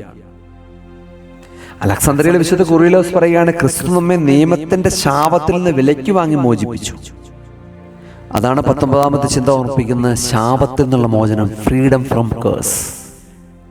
മറ്റുള്ളവരുടെ ശാപം നാം ഭയപ്പെടേണ്ട ആവശ്യമില്ല. ദൈവത്തിന്റെ കൃപയിൽ വിശ്വസിക്കുക. ഒരുപാട് വ്യക്തികൾ നിന്നെ ശപിച്ചിട്ടുണ്ടായിരിക്കാം. നീ തകർന്നു പോകും, നീ മുടിഞ്ഞു പോകും, നശിച്ചു പോകുന്നു. എന്നാൽ ഈ ശാപങ്ങളെല്ലാം അനുഗ്രഹമാക്കി മാറ്റിത്തരും ദൈവത്തിന്റെ പേരാണ് കർത്താവായ യേശുക്രിസ്തു. പാപത്തെയും ശാപത്തെക്കുറിച്ചുള്ള അനാവശ്യമായ കുറ്റബോധം ഉപേക്ഷിച്ചുകൊണ്ട് ക്രിസ്തുവിന്റെ സന്നിധിയിൽ പാപങ്ങളെല്ലാം കുമ്പസാരത്തിലൂടെ ഏറ്റുപറഞ്ഞ് ക്രിസ്തുവിനോട് അടുത്ത് വരുമ്പോൾ ദൈവം നമ്മെ സ്നേഹത്തോടെ സ്വീകരിക്കും എന്നുള്ള കാര്യം നാം വിസ്മരിച്ചു പോകരുത്. ശാപങ്ങളെ മാറ്റി മറിക്കുവാൻ കർത്താവിന് സാധിക്കും. ഈ തിരുവചനം നമ്മോട് ഓർമ്മിപ്പിക്കുന്നതാണ്, ഫ്രീഡം ഫ്രം കേഴ്സ്, ശാപത്തിൽ നിന്നുള്ള വിമോചനം നൽകുവാൻ ക്രിസ്തുവിന് സാധിക്കും. ഈ മനുഷ്യൻ അന്ധത ശാപമല്ല എന്ന് അറിഞ്ഞപ്പോൾ അവന്റെ ആത്മാവ് പ്രകാശിക്കുകയാണ് ചെയ്തത്. യേശുവിൻ്റെ ഈ മറുപടി സത്യത്തിൽ അവന്റെ കാഴ്ച ലഭിച്ചേക്കാൾ ഉപരിയായിട്ട് അവന്റെ മനസ്സിന് സന്തോഷം ലഭിച്ചു. കാരണം ഇവനും അവന്റെ ആ കാലഘട്ടങ്ങളിൽ ഉണ്ടായിരുന്ന കൺസെപ്റ്റിനെ എല്ലാം യേശുക്രിസ്തു മാറ്റിമറിക്കുകയാണ്. ഇവൻ അവന്റെ മാതാപിതാക്കളെ പാപം ചെയ്തിട്ടില്ല, ഇവൻ പാപം ചെയ്തിട്ടില്ല എന്ന് ഓർമ്മിപ്പിക്കുകയാണ്. ഇവനവന്റെ മാതാപിതാക്കളെ പാപം ചെയ്തതുകൊണ്ടല്ല എന്ന് ഓർമ്മിപ്പിക്കുകയാണ്. ആ കാലഘട്ടയും അവൻ വിചാരിച്ചിട്ടുണ്ടായിരിക്കാം, ആ കാലഘട്ടത്തിലെ കൺസെപ്റ്റ് വെച്ച് എൻ്റെ അന്ധത പാപം ചെയ്തതുകൊണ്ടാണ്, അല്ലെ എൻ്റെ പൂർവികരുടെ പാപം ചെയ്തുകൊണ്ടാണ്. യേശുക്രിസ്തു ഇവിടെ ഭൗതികമായ കാഴ്ച നൽകുന്നതോടൊപ്പം തന്നെ ആത്മീയമായ അവന് സന്തോഷം നൽകുകയാണ്. യേശുവിൻ്റെ ഈ മറുപടി ആ മനുഷ്യന് നൽകിയ ആത്മീയ മോചനം വളരെ വലുതാണ്. അന്ധകാരത്തിൽ കിടക്കുന്ന മനുഷ്യർക്ക്, ശാപത്തിൽ കിടക്കുന്ന മനുഷ്യർക്ക് അവരുടെ മനസ്സിനെ സന്തോഷിപ്പിക്കാൻ നമുക്ക് സാധിക്കുന്നുണ്ടെങ്കിൽ ക്രിസ്തുവിൻ്റെ വലിയ പ്രവൃത്തിയാണ് നമ്മൾ ചെയ്യുന്നത്. ക്രിസ്തുവിൻ്റെ സുവിശേഷമാണ് നാം ചെയ്യുന്നത്. നാം മറ്റുള്ളവരെ ശപിക്കാനായിട്ട് ഇടവരരുത്, മറിച്ച് അനുഗ്രഹിക്കാനാണ് വിളിക്കപ്പെട്ടിരിക്കുന്നത്. ക്രിസ്തുവിൻ്റെ സാന്നിധ്യം സകല ശാപങ്ങളെയും മാറ്റിമറിച്ച് അനുഗ്രഹമാക്കി മാറ്റും. ശാപങ്ങളെക്കുറിച്ചുള്ള ഭയമാണ് പലപ്പോഴും ദൈവത്തിൽ നിന്ന് അകറ്റുന്നത്. യേശു പഠിപ്പിക്കുകയാണ്, ക്രിസ്തു സ്നേഹമാണ്. ക്രിസ്തു അനന്തമായി നമ്മളെ സ്നേഹിക്കുന്നു. ക്രിസ്തുവിൻ്റെ വചനം നമ്മെ എല്ലാ ബന്ധത്തിൽ നിന്ന് വിടുവിക്കുന്നു. ദൈവത്തിൻ്റെ കൃപയിൽ ആശ്രയിച്ച് ധൈര്യമായിട്ട് നമുക്ക് മുന്നോട്ട് പോകാം. 20ാമത്തെ ചിന്ത ഓർമ്മിപ്പിക്കുകയാണ്, എന്നെ അയച്ചവൻ്റെ പ്രവൃത്തികൾ പകലുള്ളിടത്തോളം ഞാൻ ചെയ്യേണ്ടതാകുന്നു. ആർക്കും വേല ചെയ്യാൻ സാധ്യമല്ലാത്ത രാത്രി വരുന്നു. ക്രിസ്തു ഇവിടെ ഈ അന്ധനായ മനുഷ്യന് നാളെ സൗഖ്യം കൊടുക്കാമെന്നല്ല വിചാരിച്ചത്. പകലുള്ളപ്പോൾ നാം ചെയ്യേണ്ടതാകുന്നു. വലിയൊരു ചിന്തയാണ്. അതാണ് 20ാമത്തെ ചിന്ത. ദൈവത്തിൻ്റെ വേല ചെയ്യാനുള്ള സമയം, the time of God's work. നാളെ വിശുദ്ധനായ അപ്രയം പറയുകയാണ്, നാളെ എന്നത് പിശാചിൻ്റെ വാക്കാണ്, ഇന്ന് എന്നതാണ് ദൈവത്തിൻ്റെ സമയം. നമ്മളെ ഓരോരുത്തരെയും ഇന്ന് കർത്താവിൻ്റെ വേല ചെയ്യാനായിട്ട് വിളിക്കുകയാണ്. ഇതാ ഇപ്പോൾ തന്നെ ആ സുപ്രസന്ന സമയം തിരുവചനം ഓർപ്പിക്കുന്നത്. രക്ഷയുടെയും സേവനത്തിൻ്റെയും സമയം ഇപ്പോഴാണ്. വിശ്വസ്ത ദാസൻ എന്നാണ് പറയുന്നത്. ലഭിച്ച സമയം കൃത്യമായി ഉപയോഗിക്കുന്നതാണ് വിശ്വസ്തൻ. 20ാമത്തെ ചിന്ത നമ്മളോട് ഓർപ്പിക്കുകയാണ്, ജീവിതം ഒരു ദൗത്യമാണെന്ന്, ഒരു സുവിശേഷ ദൗത്യമാണെന്ന്, ചെയ്യേണ്ട സമയം ഇപ്പോഴാണെന്ന് ക്രിസ്തു നമ്മൾ ഓർപ്പിക്കുകയാണ്. നാം എന്ന് പറഞ്ഞതിലൂടെ ശിഷ്യന്മാരെയും തൻ്റെ പ്രവൃത്തികൾ അവൻ പങ്കാളികളാക്കുന്നു. അന്ധനായവനെ കണ്ടപ്പോൾ അവനെ സഹായിക്കാൻ ക്രിസ്തു ഒട്ടും വൈകിയില്ല. നമ്മുടെ ജീവിതത്തിലും ദൈവപ്രവർത്തികൾ ചെയ്യാനുള്ള പകൽ വെളിച്ചമുള്ളപ്പോൾ നാം ജാഗരൂകരായിരിക്കണം. സമയം ദൈവത്തിൻ്റെ ദാനമാണ്. ഇത് ദൈവത്തിനായിട്ട് ചെലവഴിക്കണം. ക്രിസ്തു തൻ്റെ ജീവിതകാലം മുഴുവൻ പിതാവിൻ്റെ പ്രവർത്തികൾക്ക് വേണ്ടി സമയം മാറ്റിവെച്ചു. നമ്മൾ നമ്മുടെ കഴിവുകളും സമയങ്ങളെല്ലാം ദൈവഹിതത്തിനായിട്ട് മാറ്റിവെക്കണം. ദൈവവേലയാണ് മനുഷ്യ ജീവിതത്തിലെ ഏറ്റവും വലിയ ലക്ഷ്യം. 21ാമത്തെ ചിന്ത, ദ റെസ്പോൺസിബിലിറ്റി ഓഫ് പേരൻസ്. ഇവൻ്റെ മാതാപിതാക്കളുടെ പാപം കൊണ്ടാണോ? ഇവിടെ ശിഷ്യന്മാർ ചോദിക്കുന്നതാണ്, മക്കളുടെ വൈകല്യങ്ങൾക്ക് മാതാപിതാക്കളെ കുറ്റപ്പെടുത്തുന്ന രീതി ഇന്നും സമൂഹത്തിൽ നിലനിൽക്കുന്നുണ്ട്. മാതാപിതാക്കളുടെ പഴയകാല പാപങ്ങൾ മക്കളെ വേട്ടയാടി കൊണ്ട് ഇന്നും പോകുന്ന ഒരു സാഹചര്യം നമുക്ക് കാണുവാൻ സാധിക്കും. മാതാപിതാക്കളുടെ പഴയകാല പാപങ്ങൾ മക്കളെ വേട്ടയാടുന്ന ഭയം പല കുടുംബങ്ങളെ ഇന്ന് തളർത്തുന്നുണ്ട്. ശിഷ്യന്മാരുടെ ആ ചോദ്യം മാതാപിതാക്കൾ നൽകുന്ന മാനസിക ആഘാതം വലുതാണ്. എന്നാൽ ക്രിസ്തു കഷ്ടതകൾക്ക് അപ്പുറത്ത് ദൈവത്തിൻ്റെ കൃപയുണ്ടെന്ന് ക്രിസ്തു കാണിച്ചു തരികയാണ്. വിശുദ്ധനായ സ്വർണ്ണനാവാൻ ഇവാനോസ് പറയുകയാണ്, ദൈവം സ്നേഹമാണ്, അവൻ അപ്പൻ്റെ പാപത്തിന് മകനെ ശിക്ഷിക്കുന്നില്ല എന്ന് ഓർമ്മിപ്പിക്കുക. ആയതുകൊണ്ട് ഈ ചിന്ത നമ്മളോട് ഓർമ്മിപ്പിക്കുകയാണ്, വളരെ വ്യക്തമായിട്ട് നമ്മൾ ഓർമ്മിപ്പിക്കുകയാണ്. 21ാമത്തെ ചിന്ത, മാതാപിതാക്കളുടെ തെറ്റുകൾ കൊണ്ടാണ് ഇവനിത് സംഭവിച്ചത്. അവൻ്റെ പൂർവികരുടെ തെറ്റുകൾ കൊണ്ടാണ് ഇത് സംഭവിച്ചത്. നമ്മൾ ആരെയും വിധിക്കരുത്. കുടുംബാംഗങ്ങളുടെ വൈകല്യങ്ങൾ പാപഫലമാണെന്ന ചിന്താരീതിയെ നാം ഉപേക്ഷിക്കണം. ക്രിസ്തു വാക്യത്തിലൂടെ മനുഷ്യൻ്റെ ക്രൂരമായ ചോദ്യങ്ങളെയാണ് വെളിപ്പെടുത്തുന്നത്. അതിനെ തച്ചുടയ്ക്കുകയാണ്. മാതാപിതാക്കൾക്ക് മക്കളോടുള്ള സ്നേഹം നിരുപാധികമാണ്. ദൈവത്തിൽ നമ്മോടുള്ള സ്നേഹവും അങ്ങനെ തന്നെയാണ്. സങ്കടങ്ങൾ വരുമ്പോൾ നമ്മൾ പരസ്പരം താങ്ങായി മാറണം. അല്ലാതെ മാതാപിതാക്കളുടെ തെറ്റുകൾ കൊണ്ടാണ് ഇങ്ങനെ സംഭവിച്ചെന്ന് ഒരിക്കലും പറയരുത്. ദൈവത്തിൻ്റെ വലിയ പദ്ധതികൾക്കായിട്ട് നാം പ്രാർത്ഥിക്കണം. 22ാമത്തെ ചിന്ത, വിശുദ്ധ യോഹന്നാന്റെ സുവിശേഷത്തിൽ കാണുവാൻ സാധിക്കുന്നത് റബ്ബി എന്ന് വിളിക്കുക. ഇവിടെ ശിഷ്യന്മാർ യേശുവിനെ റബ്ബി എന്ന് വിളിക്കുന്നത് അവൻ സത്യം പറഞ്ഞു തരുന്ന ഉറപ്പിലാണ്. പ്രിയമുള്ളവരെ, നമ്മൾ ഗുരു എന്ന് വിളിക്കുമ്പോൾ നമുക്ക് ഗുരുവായിട്ടൊരാളെ നമ്മുടെ ദേവാലയത്തിലുണ്ട്. അത് കർത്താവിൻ്റെ അഭിഷിക്തന്മാരാണ്. ഈ കാലഘട്ടങ്ങളിൽ റബ്ബി എന്ന് വിളിക്കുന്നില്ല, റബ്ബിയോമാരോട് ചോദിക്കുന്നില്ല. വർത്തമാന കാലഘട്ടത്തിൻ്റെ റബ്ബി പറഞ്ഞു തരാൻ കഴിവുള്ളവൻ, അറിവുള്ളവൻ, കർത്താവാക്കി വെച്ചിരിക്കുന്നവൻ, വിശുദ്ധ മധുബായിൽ ശുശ്രൂഷിക്കുന്ന നിന്റെ ഇടവകയിലെ പുരോഹിതനാണ്. പക്ഷേ ഈ കാലഘട്ടങ്ങളിൽ നമ്മൾ റബ്ബിമാരെ വിട്ടിട്ട് മറ്റു പല കൂട്ടായ്മകളിലേക്കും മറ്റു പല ഉപദേശങ്ങളിലേക്ക് കടന്നു പോവുകയാണ്. എപ്പോഴും നമ്മൾ ഗുരുവായിട്ട് സ്വീകരിക്കേണ്ടത് ക്രിസ്തുവിനെയാണ്. ക്രിസ്തുവിനെ സ്വീകരിക്കുമ്പോൾ ക്രിസ്തുവിൻ്റെ അഭിഷിക്തന്മാരെയാണ് സ്വീകരിക്കേണ്ടത്. അല്ലാതെ ഈ ലോകത്തിൽ ഈ കാലഘട്ടങ്ങളിൽ നമുക്ക് കാണുവാൻ സാധിക്കും, അവിടെ ബൈബിൾ പഠിപ്പിക്കുന്നു, ഇവിടെ ഉപദേശം നൽകുന്നു. ഈ കാലഘട്ടങ്ങളിലേക്കൊന്നും പോകരുത്. ഈ കാലഘട്ടങ്ങൾ അങ്ങനെയുള്ള അവസ്ഥകളിലേക്ക് നീ പോകരുത്. അത് നിന്നെ വഴിതെറ്റിക്കും. നീ റബ്ബിയുടെ അടുത്തേക്ക്, കർത്താവാക്കി വെച്ചിരിക്കുന്ന റബ്ബിയുടെ അടുത്തേക്ക് കടന്നു വരിക. ഗുരുവിനെ എൻ്റെ അടുത്തേക്ക് വരിക. നിന്റെ ഇടവക പള്ളിയിലെ വികാരി അച്ഛൻ നിനക്ക് പറഞ്ഞു തരും. അദ്ദേഹത്തിന് അറിയില്ലാത്തത് അദ്ദേഹത്തിൻ്റെ മെത്രാപ്പൊലീത്തയിലൂടെ പറഞ്ഞു തരും. ആയതുകൊണ്ട് യഥാർത്ഥമായ പഠിപ്പിക്കലിലേക്ക് കടന്നു വരിക. ഇവിടെ ശിഷ്യന്മാർ കാണിച്ചിരുന്ന ഏറ്റവും വലിയ മാതൃക, ചുറ്റുവട്ടത്തുണ്ടായിരുന്ന ആ പരീശന്മാരോടോ ശാസ്ത്രിമാരോടോ ഒന്നും ചോദിച്ചില്ല. ഇതിന്റെ കാരണം എന്താണെന്ന് ക്രിസ്തുവിനോട് ചോദിക്കുകയാണ്. അവൻ അഭിഷിക്തനോട് ചോദിക്കുകയാണ്. അഭിഷിക്തനിലൂടെ അറിവ് ലഭിക്കും. അതുകൊണ്ട് അഭിഷിക്തനെ മാത്രം അറിവ് ലഭിക്കാനായിട്ട് ആശ്രയിക്കണം. 23ാമത്തെ ചിന്ത, സ്പിരിച്വൽ അറഗൻസ്, ആത്മീയ അഹങ്കാരം. ആരുടെ പാപനിമിത്തം? ഇവനിങ്ങനെ ആയിരിക്കാൻ കാരണം ഇവൻ്റെ മാതാപിതാക്കൾ അല്ലെങ്കിൽ ആരുടെ പാപനിമിത്തമാണ്? തങ്ങൾ ആരോഗ്യവാന്മാരായതെന്ന് തങ്ങളുടെ പുണ്യം കൊണ്ടാണെന്നും മറ്റുള്ളവർ രോഗികളായത് അവരുടെ പാപം കൊണ്ടാണെന്നും കരുതുന്നത് ആത്മീയ അഹങ്കാരമാണ്. ശിഷ്യന്മാരുടെ ചോദ്യത്തിൽ ഒരു ചെറിയ ഗർവ് ഒളിഞ്ഞിരിപ്പുണ്ടായിരിക്കാം. നമുക്കുള്ളതെല്ലാം ദൈവത്തിന്റെ ദാനമാണെന്ന് നാം മറന്നു പോകരുത്. 1 കൊരിന്ത്യർ 10:12 പറയുകയാണ്, ആകെ നിൽക്കുന്നുവെന്ന് തോന്നുന്നവൻ വീഴാതിരിക്കാൻ സൂക്ഷിച്ചുകൊള്ളട്ടെ. നിനക്കുള്ളത് നിന്റെ മിടുക്കല്ല, ദൈവത്തിന്റെ ദാനമാണ് പരിശുദ്ധ സഭയുടെ പിതാക്കന്മാർ പഠിപ്പിക്കുകയാണ്. ആത്മീയമായ അഹങ്കാരം വീഴ്ചയ്ക്ക് മുൻപാണ്. സദൃശവാക്യങ്ങളുടെ പുസ്തകം 15:25 അഹങ്കാരിയുടെ വീട് യഹോവ പൊളിച്ചുകളയും, വിധവീട് അവൻ എന്നേക്കും ഉറപ്പിക്കും. അഹങ്കാരിക്ക് അടിപതറും. നമ്മൾ ഒന്നിനെക്കുറിച്ചും അഹങ്കരിക്കരുത്. ഒരുവനൊരു കുറവുണ്ടെങ്കിൽ നമുക്കെല്ലാം തികഞ്ഞു എന്ന് ചിന്തിക്കരുത്. പഴുത്ത പ്ലാവല ചാടുമ്പോൾ പച്ചപ്ലാവല ചിന്തിക്കുന്ന പോലെ ആയിരിക്കരുത്, പരിഹസിക്കുന്ന പോലെ ആയിരിക്കരുത്. മറ്റുള്ള ഒരാളുടെ ദുരവസ്ഥയെ ചോദ്യം ചെയ്യുന്നത് പലപ്പോഴും സ്വന്തം ശ്രേഷ്ഠതയെ കാണിക്കാനാണ്. ശിഷ്യന്മാർ അന്ധതനെ കണ്ടപ്പോൾ തങ്ങൾ കാഴ്ചയുള്ളവരാണെന്നുള്ള ചിന്താഗതിയിലായിരുന്നു. എന്നാൽ ദൈവത്തിന്റെ മുമ്പിൽ എല്ലാവരും ഒരുപോലെയാണ്. യോഹന്നാന്റെ സുവിശേഷം 9:2 നമുക്ക് താഴ്മയുടെ പാഠം പഠിപ്പിക്കുകയാണ്.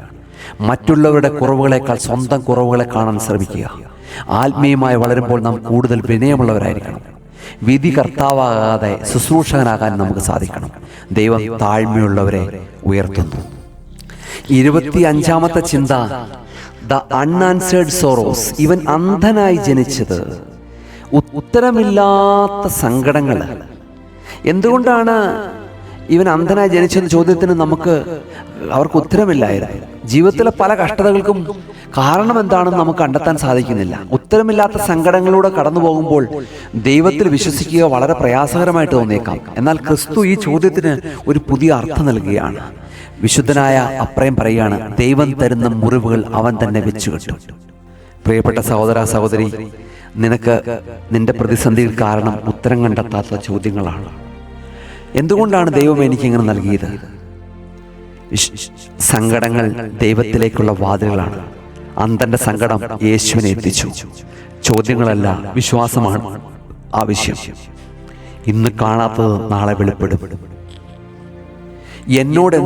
എനിക്ക് എന്തുകൊണ്ട് ഇത് സംഭവിച്ചു? എന്നോട് ദൈവം എന്തുകൊണ്ട് ഇങ്ങനെ പെരുമാറി? അങ്ങനെ ആയിരിക്കരുത്.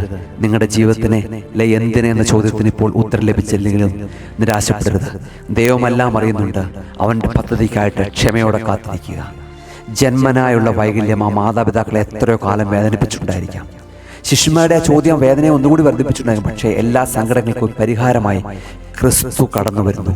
ജീവിതത്തിലെ ദുരൂഹതകളെ ദൈവത്തിന് വിട്ടുകൊടുക്കുവാൻ വിശുദ്ധ യോഹന്നാന്റെ സുവിശേഷം 9:2 നമ്മളെ പഠിപ്പിക്കുകയാണ്. മനുഷ്യന്റെ ചോദ്യങ്ങൾക്ക് പരിമിതിയുണ്ട്. ദൈവത്തിന്റെ ഉത്തരങ്ങൾ എപ്പോഴും അത്ഭുതകരമായിരിക്കും. സങ്കടങ്ങളിൽ തളരാതെ പ്രാർത്ഥനയോടെ മുന്നേറുക. ഒടുവിൽ ദൈവമെല്ലാം നന്മയ്ക്കായിട്ട് മാറ്റിമറിക്കും.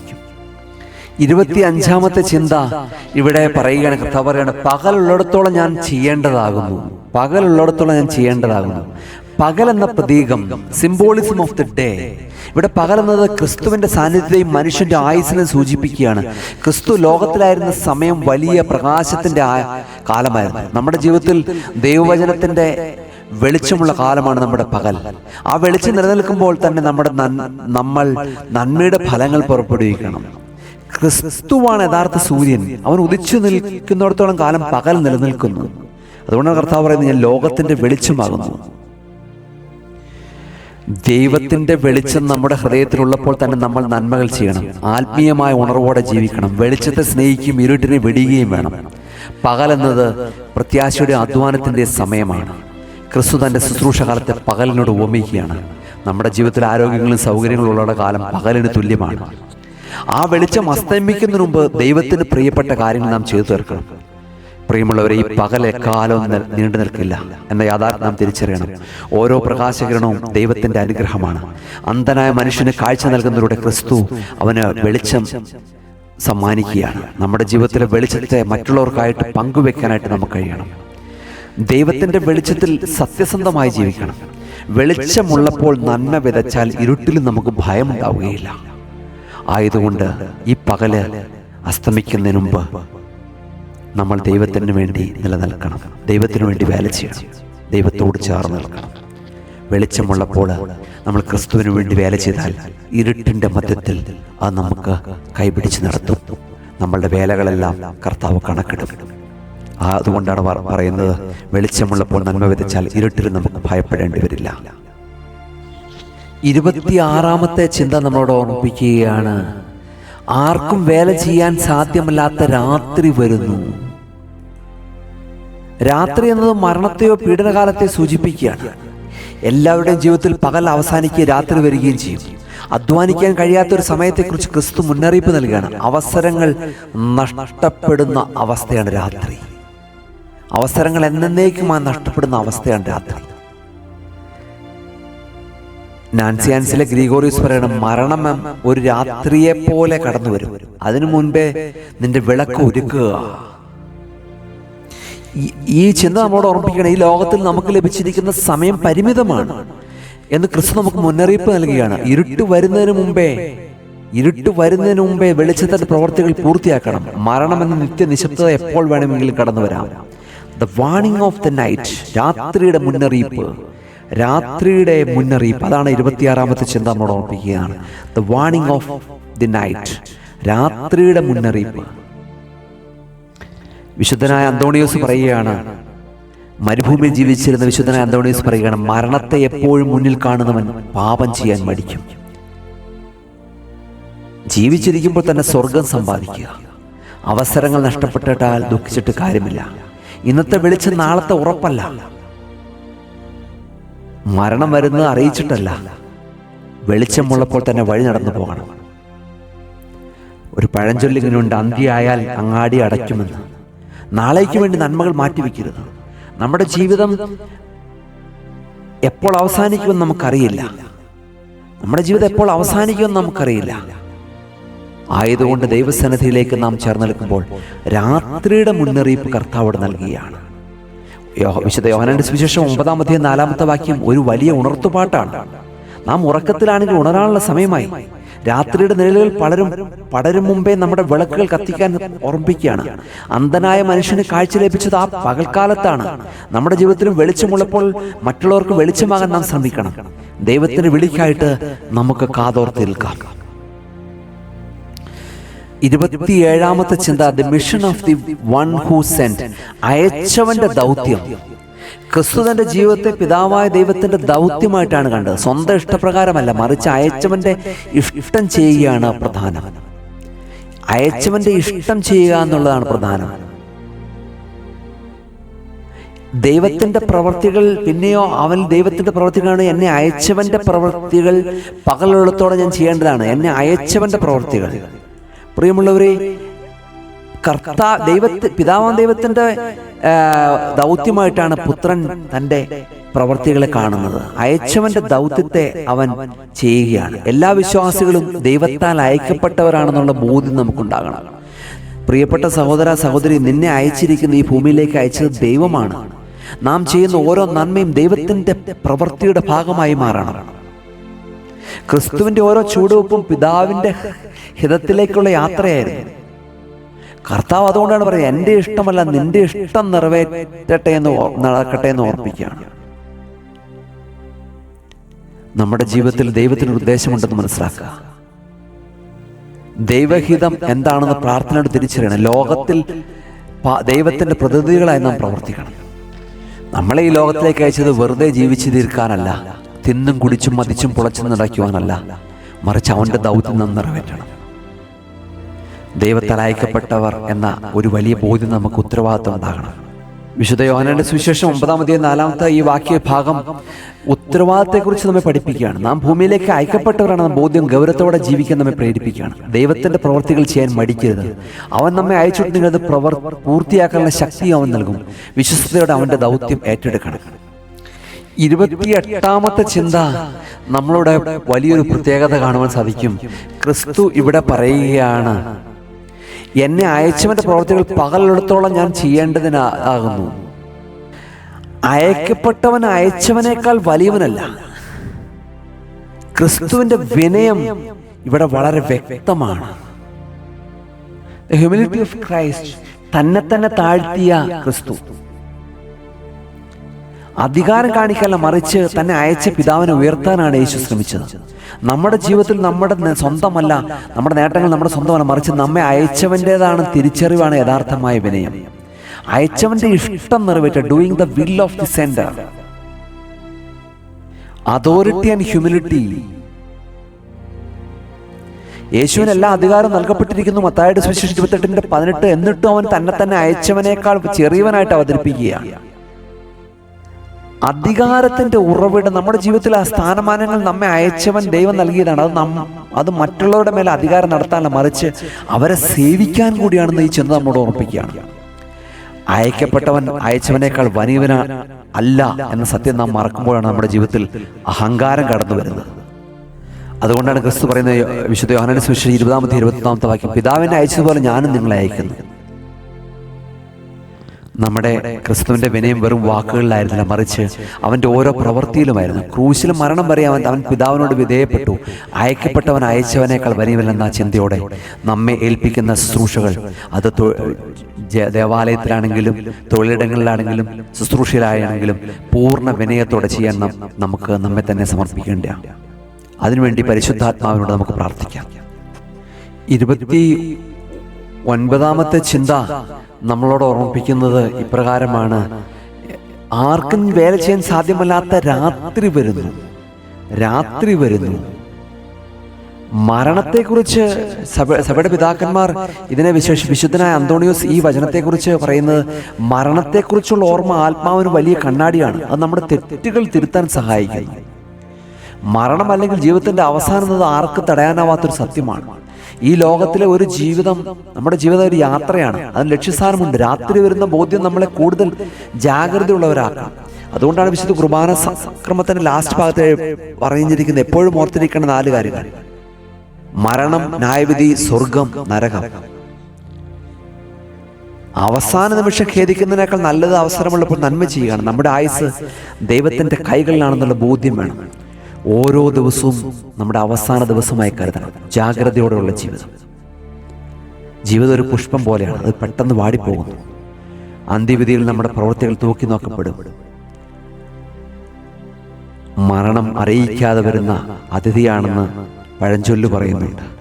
ജീവിതത്തിന്റെ അന്ത്യത്തെക്കുറിച്ച് ചിന്തിപ്പിക്കുന്ന നമ്മെ ഭയപ്പെടുത്താനല്ല, മറിച്ച് ശരിയായി ജീവിക്കാനുള്ള പ്രേരണയാണ്. നമുക്ക് അവരുടെ പ്രിയപ്പെട്ടവരുടെ സ്നേഹം പ്രകടിപ്പിക്കാനും നന്മ ചെയ്യാനും സമയം കണ്ടെത്തുക. രാത്രി എന്നത് വിശ്രമത്തിൻ്റെ സമയമാണ്. എന്നാൽ വിശ്വാസം സംബന്ധിച്ചിടത്തോളം അത് കണക്ക് ബോധിപ്പിക്കേണ്ട സമയമാണ്. ഈ ലോകത്ത് എന്ത് ചെയ്തതെന്നത് പ്രധാനമാണ്. അതുകൊണ്ട് പകലുള്ളപ്പോൾ തന്നെ നല്ല വിത്തുകൾ വിതയ്ക്കുക. 9-ാം അധ്യായം 4-ാമത്തെ വാക്യം നമ്മെ ഗൗരവപരമായ ഒരു ആത്മപരിശോധനയ്ക്ക് വിളിക്കുകയാണ്. രാത്രിയുടെ നിഴലുകൾ പടരും മുമ്പേ നമ്മുടെ വിളക്കുകൾ എണ്ണ കരുതണം. ജീവിതം അമൂല്യമാണ്, അത് ദൈവത്തിനായി ചെലവഴിക്കണം. അവസാന നിമിഷം സമാധാനത്തോടെ കണ്ണടയ്ക്കാൻ നമുക്ക് സാധിക്കണം. അതുകൊണ്ടാണ് വിശുദ്ധ കുർബാനയിൽ പട്ടക്കാരൻ ഇങ്ങനെ ഓർമ്മിപ്പിക്കുന്നത്: കർത്താവേ, ക്രിസ്തീയമായ ഒരു അന്ത്യം എനിക്ക് നീ സൗജന്യമായി നൽകണമേ. എൻ്റെ ദൈവമേ, നല്ലൊരു അന്ത്യത്തിന് എന്നെ നീ അർഹനാക്കണമേ. 30ാമത്തെ ചിന്ത ഓർമ്മിപ്പിക്കുകയാണ്: പകലുള്ളത്തോടെ ഞാൻ ചെയ്യേണ്ടതാകുന്നു, ആർക്കും വേല ചെയ്യാൻ സാധിക്കാത്ത രാത്രി വരുന്നുവെന്ന് ഓർമ്മിപ്പിക്കുകയാണ്. അതായത് the danger of spiritual sloth, ആത്മീയ അലസതയുടെ അപകടം. അലസത എന്ന ആത്മീയ ജീവിതത്തിൽ വലിയൊരു ശത്രുവാണ്. നന്മ ചെയ്യാനുള്ള മനസ്സുണ്ടായിട്ട് അത് ചെയ്യാതെ നീട്ടിക്കൊണ്ടു പോകുന്നത് വലിയ അപകടമാണ്. രാത്രി വരുമ്പോൾ അയ്യോ എനിക്കൊന്നും ചെയ്യാൻ കഴിഞ്ഞില്ല എന്ന് വിലപിക്കേണ്ടി വരും. ആത്മീയമായി ഉറങ്ങിപ്പോകുന്നവർക്ക് വെളിച്ചം നഷ്ടപ്പെടും. ജാഗ്രതയോടെയും ഉത്സാഹത്തോടെ വേല ചെയ്യാനാണ് ക്രിസ്തു ആവശ്യപ്പെടുന്നത്. പ്രിയമുള്ളവരെ, അതുകൊണ്ടാണ് വിശുദ്ധനായ എഫ്രേം പറയുന്നത്, അലസത പിശാചിന് നിന്റെ ആത്മാവിൽ കയറാനുള്ള വാതിൽ തുറന്നു കൊടുക്കുന്നു. ആയതുകൊണ്ട് സകല അലസതകളെ മാറ്റിക്കളെ നമുക്ക് ഈ 30ാമത്തെ ചിന്ത നമ്മളോട് ഓർമ്മിപ്പിക്കുന്നതാണ്. സകല അലസതകളെ മാറ്റിമറിയിക്കുക. അലസൻ അമൃതും വിഷമാക്കി മാറ്റെന്ന് പറഞ്ഞതുപോലെ മടി വെടിഞ്ഞ് കർമ്മനിരതനാവുക. നമ്മുടെ കഴിവുകൾ ദൈവമഹത്വത്തിനായി വിനിയോഗിക്കുക. സകല അലസതയും മാറ്റിക്കളയുക. ഇന്ന് നമ്മുടെ അടുത്ത് നോക്കാം, നമ്മുടെ ജീവിതത്തിൽ മനുഷ്യർ പലപ്പോഴും അലസരായ പല കാര്യങ്ങളിലൂടെ പോകുന്നു. മൊബൈൽ ഫോണിൽ സമയം കണ്ടെത്തുന്നു, TV സമയം കണ്ടെത്തുന്നു, റീൽസുകളിൽ സമയം കണ്ടെത്തുന്നു, പല സ്ഥലങ്ങളിലേക്കും അനാവശ്യമായ യാത്രകൾ ചെയ്ത് പല സ്ഥലങ്ങളിലേക്കും അനാവശ്യമായ ഇടപെടലുകൾ നടത്തി അലസതരായിരിക്കുന്നു, താമസിച്ചെഴുന്നേൽക്കുന്നു, ചിലർ ഉറക്കത്തിലൂടെ നിൽക്കുന്നു. മാതാപിതാക്കൾ സമ്പാദിച്ചത് മക്കൾ അനുഭവിക്കുന്നു, മക്കൾ പുതുതായിട്ടൊന്നും സമ്പാദിക്കുന്നില്ല. എവിടെയും അലസത നിറഞ്ഞ ലോകത്തിൽ അലസത മാറ്റിക്കളഞ്ഞാൽ മാത്രമേ ക്രിസ്തുവിൻ്റെ സാക്ഷികളായി മാറാൻ സാധിക്കുള്ളൂ. അത് ആത്മീയ ജീവിതത്തിലും ഭൗതിക ജീവിതത്തിലും അലസത മാറ്റിക്കളയണം. രാത്രി വരുന്നതിന് മുമ്പ് എന്ന് പറയുമ്പോൾ യേശു നമ്മുടെ ഉത്തരവാദിത്വത്തെക്കുറിച്ചാണ് സൂചിപ്പിക്കുന്നത്. അധ്വാനിക്കാനുള്ള ശക്തിയും ആരോഗ്യമുള്ളപ്പോൾ ദൈവത്തിനായിട്ട് വിനിയോഗിക്കണം. യോഹന്നാന്റെ സുവിശേഷം 9-ാം അധ്യായം 4-ാമത്തെ വാക്യം, അലസതയ്ക്കുള്ള മരുന്നാണ്. സമയം അതിവേഗം പോകുന്നെന്ന ചിന്ത നമ്മൾ ഉണർത്തണം. നമ്മുടെ ജീവിതം അർത്ഥപൂർണ്ണമാക്കാൻ നാം അധ്വാനിച്ച് മതിയാവുകയുള്ളൂ. ദൈവത്തിൻ്റെ വേലയിൽ മടി കാണിക്കാതെ മുന്നേറാൻ സാധിക്കണം. അവസാനം നമുക്ക് ലഭിക്കുന്ന വിശ്രമം മധുരമുള്ളതായിരിക്കും. 31-ാമത്തെ ചിന്ത നമ്മളോട് ഓർമ്മിപ്പിക്കുകയാണ്, ഞാൻ ലോകത്തിലിരിക്കുമ്പോൾ ലോകത്തിൻ്റെ വെളിച്ചമാകുന്നു. The light of the world, ലോകത്തിൻ്റെ വെളിച്ചം. 31-ാമത്തെ ചിന്ത, ക്രിസ്തുവാണ് സകലത്തിൻ്റെ ഉറവിടം. അവൻ അന്ധകാരത്തിൽ കഴിയുന്നവർക്ക് കാഴ്ച നൽകുന്നു. ലോകത്തിൽ പാവമാകുന്ന അന്ധകാരത്തെ നീക്കാൻ ക്രിസ്തുവിന് മാത്രമേ സാധിക്കുകയുള്ളൂ. അവൻ്റെ സാന്നിധ്യം നമ്മുടെ ജീവിതത്തിൽ പകൽ വെളിച്ചം പോലെയാണ്. ക്രിസ്തു ഇല്ലാത്ത ഹൃദയം ഇരുളടഞ്ഞ വീട് പോലെയാണെന്നാണ് വിശുദ്ധനായ സിപ്രിയൻ പറയുന്നത്. പ്രിയമുള്ളവരെ, ഇന്ന് നമുക്ക് കാണുവാൻ സാധിക്കുന്നത് ലോകത്തിൻ്റെ വെളിച്ചമായിട്ട് ക്രിസ്തുവിനെ നമ്മുടെ സമൂഹത്തിലോ അറ്റ്ലീസ്റ്റ് നമ്മുടെ സഭയിലോ നമ്മുടെ ദേവാലയത്തിലൊക്കെ ഉയർത്തിക്കാട്ടുന്നതിൻ്റെ ആവശ്യകത മനസ്സിലാക്കാതെ പലരും പോവുകയാണ്. ക്രിസ്തു ഇല്ലാത്ത ഹൃദയം ഇരുളടഞ്ഞ വീട് പോലെയാണെന്ന് അതുകൊണ്ടാണ് സുറിയാനി സഭയുടെ പിതാക്കന്മാർ പഠിപ്പിക്കുന്നത്. പ്രിയമുള്ളവരെ, ദൈവസന്നിധിയിലേക്ക് ചേർന്ന് നിൽക്കുമ്പോൾ നമ്മുടെ ജീവിതത്തിലെ അന്ധകാരത്തെ നീക്കിക്കളയാൻ ക്രിസ്തുവിൽ ആശ്രയിക്കണം. ഇന്നും പലരും പലതിൽ ആശ്രയിക്കുകയാണ്. ജോലിയിൽ ആശ്രയിക്കുന്നു, സമ്പത്തിൽ ആശ്രയിക്കുന്നു, മക്കളിൽ ആശ്രയിക്കുന്നു, രാഷ്ട്രീയ പാർട്ടികളിൽ ആശ്രയിക്കുന്നു. നമ്മുടെ പ്രവർത്തികളിലൂടെ ക്രിസ്തുവിന് വെളിച്ചം മറ്റുള്ളവർക്ക് പറഞ്ഞു നൽകുന്നതോടൊപ്പം തന്നെ നമ്മുടെ ജീവിതത്തിൻ്റെ അന്ധകാരം മാറ്റിക്കളയാനായിട്ട് ചിലർ മദ്യത്തിൽ ആശ്രയിക്കുന്നു, ചിലർ മയക്കുമരുന്നിൽ ആശ്രയിക്കുന്നു, ചില വ്യക്തികളിൽ ആശ്രയിക്കുന്നു. എന്നാൽ അന്ധകാരം നീക്കാനായിട്ട് ക്രിസ്തുവിൽ മാത്രം ആശ്രയിക്കണം. വെളിച്ചത്തിൻ്റെ മക്കളായി ജീവിക്കണം. അന്ധനായവന് വെളിച്ചം നൽകുന്നതിലൂടെ അവൻ തൻ്റെ ദൈവിക അധികാരം കാണിച്ചു തരികയാണ്. നമ്മുടെ ജീവിതത്തിൽ പ്രതിസന്ധി വരുമ്പോൾ ക്രിസ്തുവാകുന്ന വെളിച്ചത്തെ കൂട്ടുപിടിക്കണം.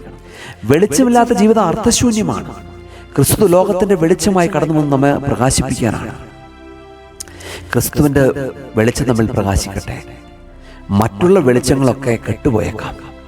ലോകത്തിൻ്റെ പ്രത്യാശ നൽകുന്നവരാകാൻ ക്രിസ്തുവിൻ്റെ വെളിച്ചം നമുക്ക് സാധിക്കണം. ക്രിസ്തു മാത്രമാണ് ദൈവം. ഇവിടെ 5-ാമത്തെ വാക്യം ഓർമ്മിപ്പിക്കണം, ഞാൻ ലോകത്തിലായിരിക്കുന്ന അത്രയും കാലം ഞാൻ ലോകത്തിന് പ്രകാശമാകുന്നു. ക്രിസ്തു ലോകത്തിലിരിക്കുമ്പോൾ ക്രിസ്തു ലോകത്തിൻ്റെ പ്രകാശമാണ്. ക്രിസ്തു ഈ ലോകത്തിലിരിക്കുന്നു.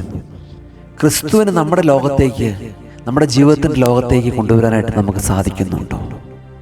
ദ ക്രൈസ്റ്റ്, 32-ാമത്തെ ചിന്തയാണ് ക്രൈസ്റ്റ് പ്രസൻസ് ആസ് ലൈറ്റ്. ക്രിസ്തു മനുഷ്യനായി അവതരിച്ച കാലഘട്ടം വലിയൊരു കൃപാകാലമായിരുന്നു. അവൻ്റെ സാന്നിധ്യം തന്നെ ഇരുട്ടിനെ തുരത്തുന്ന പ്രകാശമായിരുന്നു. അവൻ നമ്മോടൊപ്പം ഇരിക്കുമ്പോൾ ഭയത്തിന് സ്ഥാനമില്ല. ഓരോ വിശ്വാസിയുടെ ഹൃദയത്തിൽ ക്രിസ്തു വസിക്കുമ്പോൾ അവിടെ പകൽ വെളിച്ചമുണ്ടാകും. ക്രിസ്തു ഇല്ലാത്ത ഹൃദയം ശൂന്യവും ഇരുളടഞ്ഞതുമാണ്. എന്നാൽ അവൻ വസിക്കുന്നതോടെ പറുദീസയാണ്. വിശുദ്ധനായ അപ്രയം പറയുകയാണ്.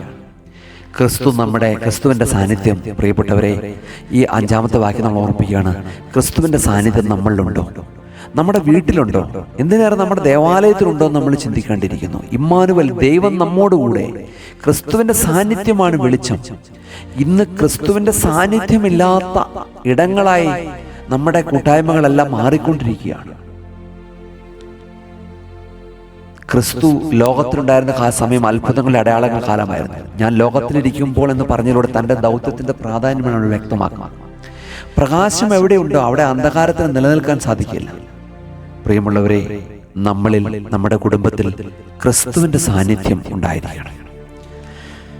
ലോകത്തിലിരിക്കുമ്പോൾ ലോകത്തിൻ്റെ വെളിച്ചമാകുന്നു. 33-ാമത്തെ ചിന്ത ഓർമ്മിപ്പിക്കുകയാണ്, വെളിച്ചത്തിൻ്റെ മക്കളാകാനുള്ള വിളി, the call to be children of light. ക്രിസ്തു വെളിച്ചമാണെങ്കിൽ അവനെ അനുഗമിക്കുന്ന ഒരു വെളിച്ചമായി മാറും. ലോകത്തിന്റെ വെളിച്ചമായവരിൽ നിന്ന് പ്രകാശം സ്വീകരിച്ചിരുന്ന മറ്റുള്ളവർക്ക് വെളിച്ചമാകണം. വിശുദ്ധനായ കുറിലോസ് പറയുകയാണ്, ചന്ദ്രൻ സൂര്യനിൽ നിന്ന് പ്രകാശം സ്വീകരിക്കുന്ന പോലെ നാം ക്രിസ്തുവിൽ നിന്ന് പ്രകാശം സ്വീകരിക്കണം. പ്രിയമുള്ളവരെ, നമ്മൾ ലോകത്തിന്റെ വെളിച്ചമാകുവാനായിട്ട് വിളിക്കപ്പെട്ടവരാണ്. നമ്മുടെ ജോലി ചെയ്യുന്ന സ്ഥലത്ത്, നമ്മുടെ ദേവാലയത്തിൽ, നമ്മുടെ സമൂഹത്തിൽ, നമ്മുടെ വീട്ടിൽ നമുക്ക് വെളിച്ചമായി മാറാൻ സാധിക്കുന്നുണ്ടോ? പലരും എന്ത് അന്ധകാരമാണ് പരത്തുന്നത്. ഒരു വ്യക്തി മൂലം ഒരു ദേവാലയം നഷ്ടപ്പെടുന്നു, ആ ദേവാലയത്തിന്റെ സമാധാനം നഷ്ടപ്പെടുന്നു. ഒരു വ്യക്തി മൂലം ഒരു കുടുംബത്തിന്റെ സമാധാനം നഷ്ടപ്പെടുന്നു. കർത്താവിടെ പറയുകയാണ്, വെളിച്ചത്തിന്റെ മക്കളാകുവാൻ, വെളിച്ചത്തിന്റെ മക്കളാകുവാൻ നമ്മളെ വിളിക്കുകയാണ്. വെളിച്ചത്തിന്റെ മക്കളായി നടക്കുവാനായിട്ട് നിങ്ങളുടെ വെളിച്ചം മനുഷ്യരുടെ മുമ്പിൽ പ്രകാശിക്കട്ടെ എന്നാണ് പറയുന്നത്. ക്രിസ്തു നൽകുന്ന വെളിച്ചം നമ്മിൽ മാത്രം ഒതുങ്ങി നിൽക്കേണ്ടതല്ല, മറിച്ച് മറ്റുള്ളവരിലേക്ക് നാം പകർന്നു കൊടുക്കണം. ക്രിസ്തുവിന്റെ വചനം നമ്മുടെ ജീവിതത്തിൽ പ്രകാശിക്കുമ്പോൾ നമ്മൾ നടക്കും മാറ്റം വരുന്നു. ഈ മാറ്റം ലോകത്തിന് മുമ്പിൽ വലിയൊരു സാക്ഷ്യമാണ്. ഇന്ന് ക്രിസ്ത്യാനികൾ ലോകത്തിന്റെ വെളിച്ചമാകാത്തത് കൊണ്ടാണ് ക്രിസ്തീയ സഭയിൽ ക്ഷയം സംഭവിച്ചുകൊണ്ടിരിക്കുന്നത്, വളർച്ചയിൽ ക്ഷയം സംഭവിച്ചുകൊണ്ടിരിക്കുന്നത്. ഒരു കാലത്ത് ക്രൈസ്തവ സഭ ലോകത്തിന്റെ വെളിച്ചമായതുകൊണ്ടാണ് സഭ വളർന്നത്. ഇന്ന് വെളിച്ചം നഷ്ടപ്പെട്ട് അന്ധകാരത്തിലേക്ക് പാതി വെളിച്ചമായി മാറിക്കൊണ്ടിരിക്കുകയാണ്. അതിൽ നിന്ന് മാറ്റം വരണം. പരിപൂർണമായ യഥാർത്ഥമായ വെളിച്ചം പ്രകാശം പരത്തുവാനായിട്ട് നമുക്ക് സാധിക്കണം. അതാണ് ഈ 33-ാമത്തെ ചിന്ത നമ്മളോട് ഓർമ്മിപ്പിക്കുന്നത്. 34-ാമത്തെ ചിന്ത ഇവിടെ നമ്മൾ ഓർമ്മിപ്പിക്കുകയാണ്, യേശുക്രിസ്തു നിലത്ത് ചേറുണ്ടാക്കി പുതിയ സൃഷ്ടിയുടെ അടയാളം, സൈൻ ഓഫ് ന്യൂ ക്രിയേഷൻ. ആദിയിൽ ദൈവം മനുഷ്യനെ മണ്ണിൽ നിന്ന് സൃഷ്ടിച്ചു എന്ന് ഉൽപ്പത്തി പുസ്തകം പഠിപ്പിക്കുകയാണ്. ഇവിടെ ജന്മന അന്ധനായ മനുഷ്യനെ ഇല്ലാത്ത കണ്ണ് നിർമ്മിക്കാൻ യേശു മണ്ണ് ഉപയോഗിക്കുകയാണ്. ഇത് യേശു വെറും ഒരു പ്രവാചകൻ, മറിച്ച് സാക്ഷാൽ സൃഷ്ടാവായ ദൈവമാണെന്ന് തെളിയിക്കുകയാണ്. പഴയ സൃഷ്ടിയെ പൂർത്തിയാക്കാൻ വന്ന ശില്പിയാണ് ക്രിസ്തു. മണ്ണിൽ നിന്ന് ജീവനും കാഴ്ചയും ഉളവാക്കാൻ അവന് മാത്രമേ സാധിക്കുകയുള്ളൂ. അതുകൊണ്ടാണ് വിശുദ്ധ ഐറേനിയസ് പറയുന്നത്, മണ്ണിൽ നിന്നും മനുഷ്യനെ ഉണ്ടാക്കിയവൻ മണ്ണുകൊണ്ട് തന്നെ അവനെ നവീകരിക്കുകയാണ്. ഉൽപ്പത്തി പുസ്തകം 2-7 വാക്യം, ദൈവം നിലത്തെ പൊടി കൊണ്ട് മനുഷ്യൻ സൃഷ്ടിച്ചു എന്നാണ്. ആയതുകൊണ്ട് മണ്ണിൽ പിറന്ന് മണ്ണിൽ അലിഞ്ഞു ചേരുന്ന മനുഷ്യനെ ആദ്യത്തെ സൃഷ്ടി ഉപയോഗിച്ച് മണ്ണിൽ നിന്നാണ്, അതേ മണ്ണെടുത്താണ് ആ സൃഷ്ടിയുടെ കുറവ് പരിഹരിക്കുന്നത് ക്രിസ്തു. യേശു വെറുതെ ഒരു വാക്ക് പറഞ്ഞാൽ മതിയായിരുന്നു അന്തന് കാഴ്ച ലഭിക്കാൻ. എന്നാൽ അവന് മണ്ണ് ഉപയോഗിക്കുകയാണ്. താൻ തന്നെയാണ് ആദിയിൽ മനുഷ്യനെ മണ്ണിൽ നിന്ന് മെനഞ്ഞത് എന്ന് ലോകത്തെ ബോധ്യപ്പെടുത്തുകയാണ്. യോഹന്നാന്റെ സുവിശേഷം 9-ാം അധ്യായം 6-ാമത്തെ വാക്യം സൃഷ്ടിയുടെ മഹത്വത്തെ ഓർമ്മിപ്പിക്കുകയാണ്. ദൈവം നിസ്സാരമെന്ന് കരുതുന്ന മണ്ണിനെ അത്ഭുതങ്ങൾക്കായിട്ട് ഉപയോഗിക്കുകയാണ്. നമ്മുടെ ജീവിതത്തിൽ ദൈവസന്നിധിയിലേക്ക് നാം ചേർന്ന് നിൽക്കുമ്പോൾ അതേ കർത്താവ് നമ്മൾ ഓർമ്മിപ്പിക്കുകയാണ്, അവൻ ആ മണ്ണുകൊണ്ട് സൃഷ്ടിച്ചു എന്നുള്ളത് വീണ്ടും അവൻ്റെ ആ സൃഷ്ടിയുടെ കുറവുകൾ പരിഹരിക്കാൻ അതേ മണ്ണ് ഉപയോഗിക്കുകയാണ്. 35-ാമത്തെ ചിന്ത നമ്മളോട് ഓർമ്മിപ്പിക്കുന്ന വലിയൊരു കാര്യമുണ്ട്. കർത്താവ് ഉപയോഗിച്ചിരിക്കുന്ന വസ്തു വെറും മണ്ണാണ്. ആർക്കും വേണ്ടാതെ കിടന്ന എത്രയോ മനുഷ്യർ ചവിട്ടുകയും തുപ്പുകയും തുമ്മുകയും ഒക്കെ ചെയ്ത വൃത്തികെട്ട അത്രയും മനുഷ്യർ കാലിലെ ചെളി വീണ്ടും മണ്ണിലേക്ക് ഏറ്റവും മോശമായ അവസ്ഥയെയും അത്ഭുതങ്ങൾക്കായിട്ട് ഉപയോഗിക്കുകയാണ്. നിന്റെ ജീവിതത്തിൽ മോശമായ അവസ്ഥകളാണ്, ആർക്കും വേണ്ട ആളുകൾ തുപ്പുകയും മോശമായിട്ട് ചിത്രീകരിക്കുകയൊക്കെ ചെയ്താൽ വെറും മണ്ണിന് തുല്യമാണ് നിന്റെ ജീവിതം. ഇതാ ഈ മണ്ണിനെ എടുത്ത് കർത്താവ് അത്ഭുതങ്ങൾ സൃഷ്ടിക്കും. നീ തകർന്നു പോകരുത്, നീ പതറിപ്പോകരുത്. ദൈവസന്നിധിയിലേക്ക് നാം ചേർന്ന് നിൽക്കണം. 36-ാമത്തെ ചിന്ത, യേശുക്രിസ്തു ഇവിടെ സ്വന്തം തുപ്പിയിട്ടാണ്, ഒരു മോശം ശീലമാണ്, തുപ്പിയിട്ടാണ് മണ്ണ് കുഴച്ചത്. അതൊരു മോശമായ ശീലമല്ല എന്ന് പലരും ചോദിക്കുന്നുണ്ട്. എന്തിനാണ് തുപ്പിയിട്ട് യേശുവിന് കണ്ണ് വേറെ ഏതെങ്കിലും വെള്ളം എടുത്ത് ഉപയോഗിച്ച് സൗഖ്യമാക്കിയാൽ പോരെ എന്ന് ചിലർ ചോദിക്കുന്നുണ്ട്. ഇവിടെ സമ എന്ന ഗ്രീക്ക് വേർഡ് ഉമിനീര്, പെലോസ് എന്ന് പറയുന്ന മണ്ണ്, ഇത് രണ്ടും കൂടെ കുഴക്കുമ്പോൾ ഉമിനീരും മണ്ണും ചേരുമ്പോൾ താൻ വെറും ഒരു പ്രവാചകനെ മറിച്ച് മനുഷ്യനെ മണ്ണിൽ നിർമ്മിച്ച അതേ സൃഷ്ടാവായ ദൈവമെന്ന് യേശുക്രിസ്തു തെളിയിക്കുകയാണ്. അക്കാലത്തെ ഗ്രീക്ക്, റോമൻ, യഹൂദ സംസ്കാരത്തിൽ ഉമിനീരിന് ഔഷധ ഗുണമുണ്ടായിരുന്നു എന്ന് വിശ്വസിച്ചിരുന്നു. യേശുക്രിസ്തു ആ അന്ധന് യേശുക്രിസ്തു ആ വിശ്വാസത്തെ പിന്തുടരുകയില്ല, മറിച്ച് ഉമിനീർ യേശുവിൻ്റെ ശരീരത്തിൽ നിന്നുള്ള ഭാഗമാണ്. തൻ്റെ ഉള്ളിൽ നിന്നുള്ള ജീവന്റെ ഉറവയാണ് സൗഖ്യം നൽകുന്നത് കാണിക്കാനായിട്ട് ഇത് സഹായിക്കുകയാണ്. വഴിയെ നിൽക്കുന്ന ആ മനുഷ്യന്റെ അടുത്ത് പെട്ടെന്നൊരു വെള്ളം എടുക്കാൻ സമയമില്ലായിരിക്കും. യേശുക്രിസ്തു പെട്ടെന്ന് സൗഖ്യം നൽകുകയാണ്. നോക്കിയപ്പോൾ വെള്ളം മണ്ണ് കുഴയ്ക്കാനായിട്ട്, ആദാമിനെ മണ്ണ് കുഴച്ച് മണ്ണാൽ സൃഷ്ടിക്കപ്പെട്ടതുപോലെ പുതുതായിട്ട് മണ്ണ് കുഴയ്ക്കുവാനായിട്ട് വെള്ളം തേടിപ്പോകുന്ന സമയത്തെ പോലും യേശുക്രിസ്തു ആ സമയം പോലും കളയാതെ തന്നെ തൻ്റെ ശരീരത്തിൽ നിന്നുള്ള ഉമിനീരിവിടെ ഉപയോഗിക്കുകയാണ്. 36-ാമത്തെ ചിന്ത നമുക്കിവിടെ കാണുവാൻ സാധിക്കുന്നത് ബ്രേക്കിംഗ് ദ ലെഗലിസം. ശാബത നിയമത്തെ വെല്ലുവിളിക്കുകയാണ് യേശുക്രിസ്തു. യേശുക്രിസ്തു ഇവിടെ മണ്ണ് കുഴയ്ക്കുന്നത് നിരോധിക്കപ്പെട്ട ഒരു ജോലിയായിരുന്നു യഹൂദ നിയമപ്രകാരം. പക്ഷെ യേശുക്രിസ്തു ഇവിടെ ആ ശാബത്തിനെ ബ്രേക്ക് ചെയ്യുകയാണ്.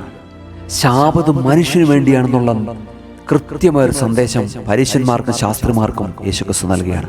യേശു ചെയ്ത് പരീശന്മാരുടെ കടുപ്പമേറിയ നിയമങ്ങൾക്ക് വലുതാണ് മനുഷ്യന്റെ വേദനയെന്നും താൻ ശാപത്തിലും കർത്താവാണെന്ന് കാണിക്കാൻ വേണ്ടിയാണ്.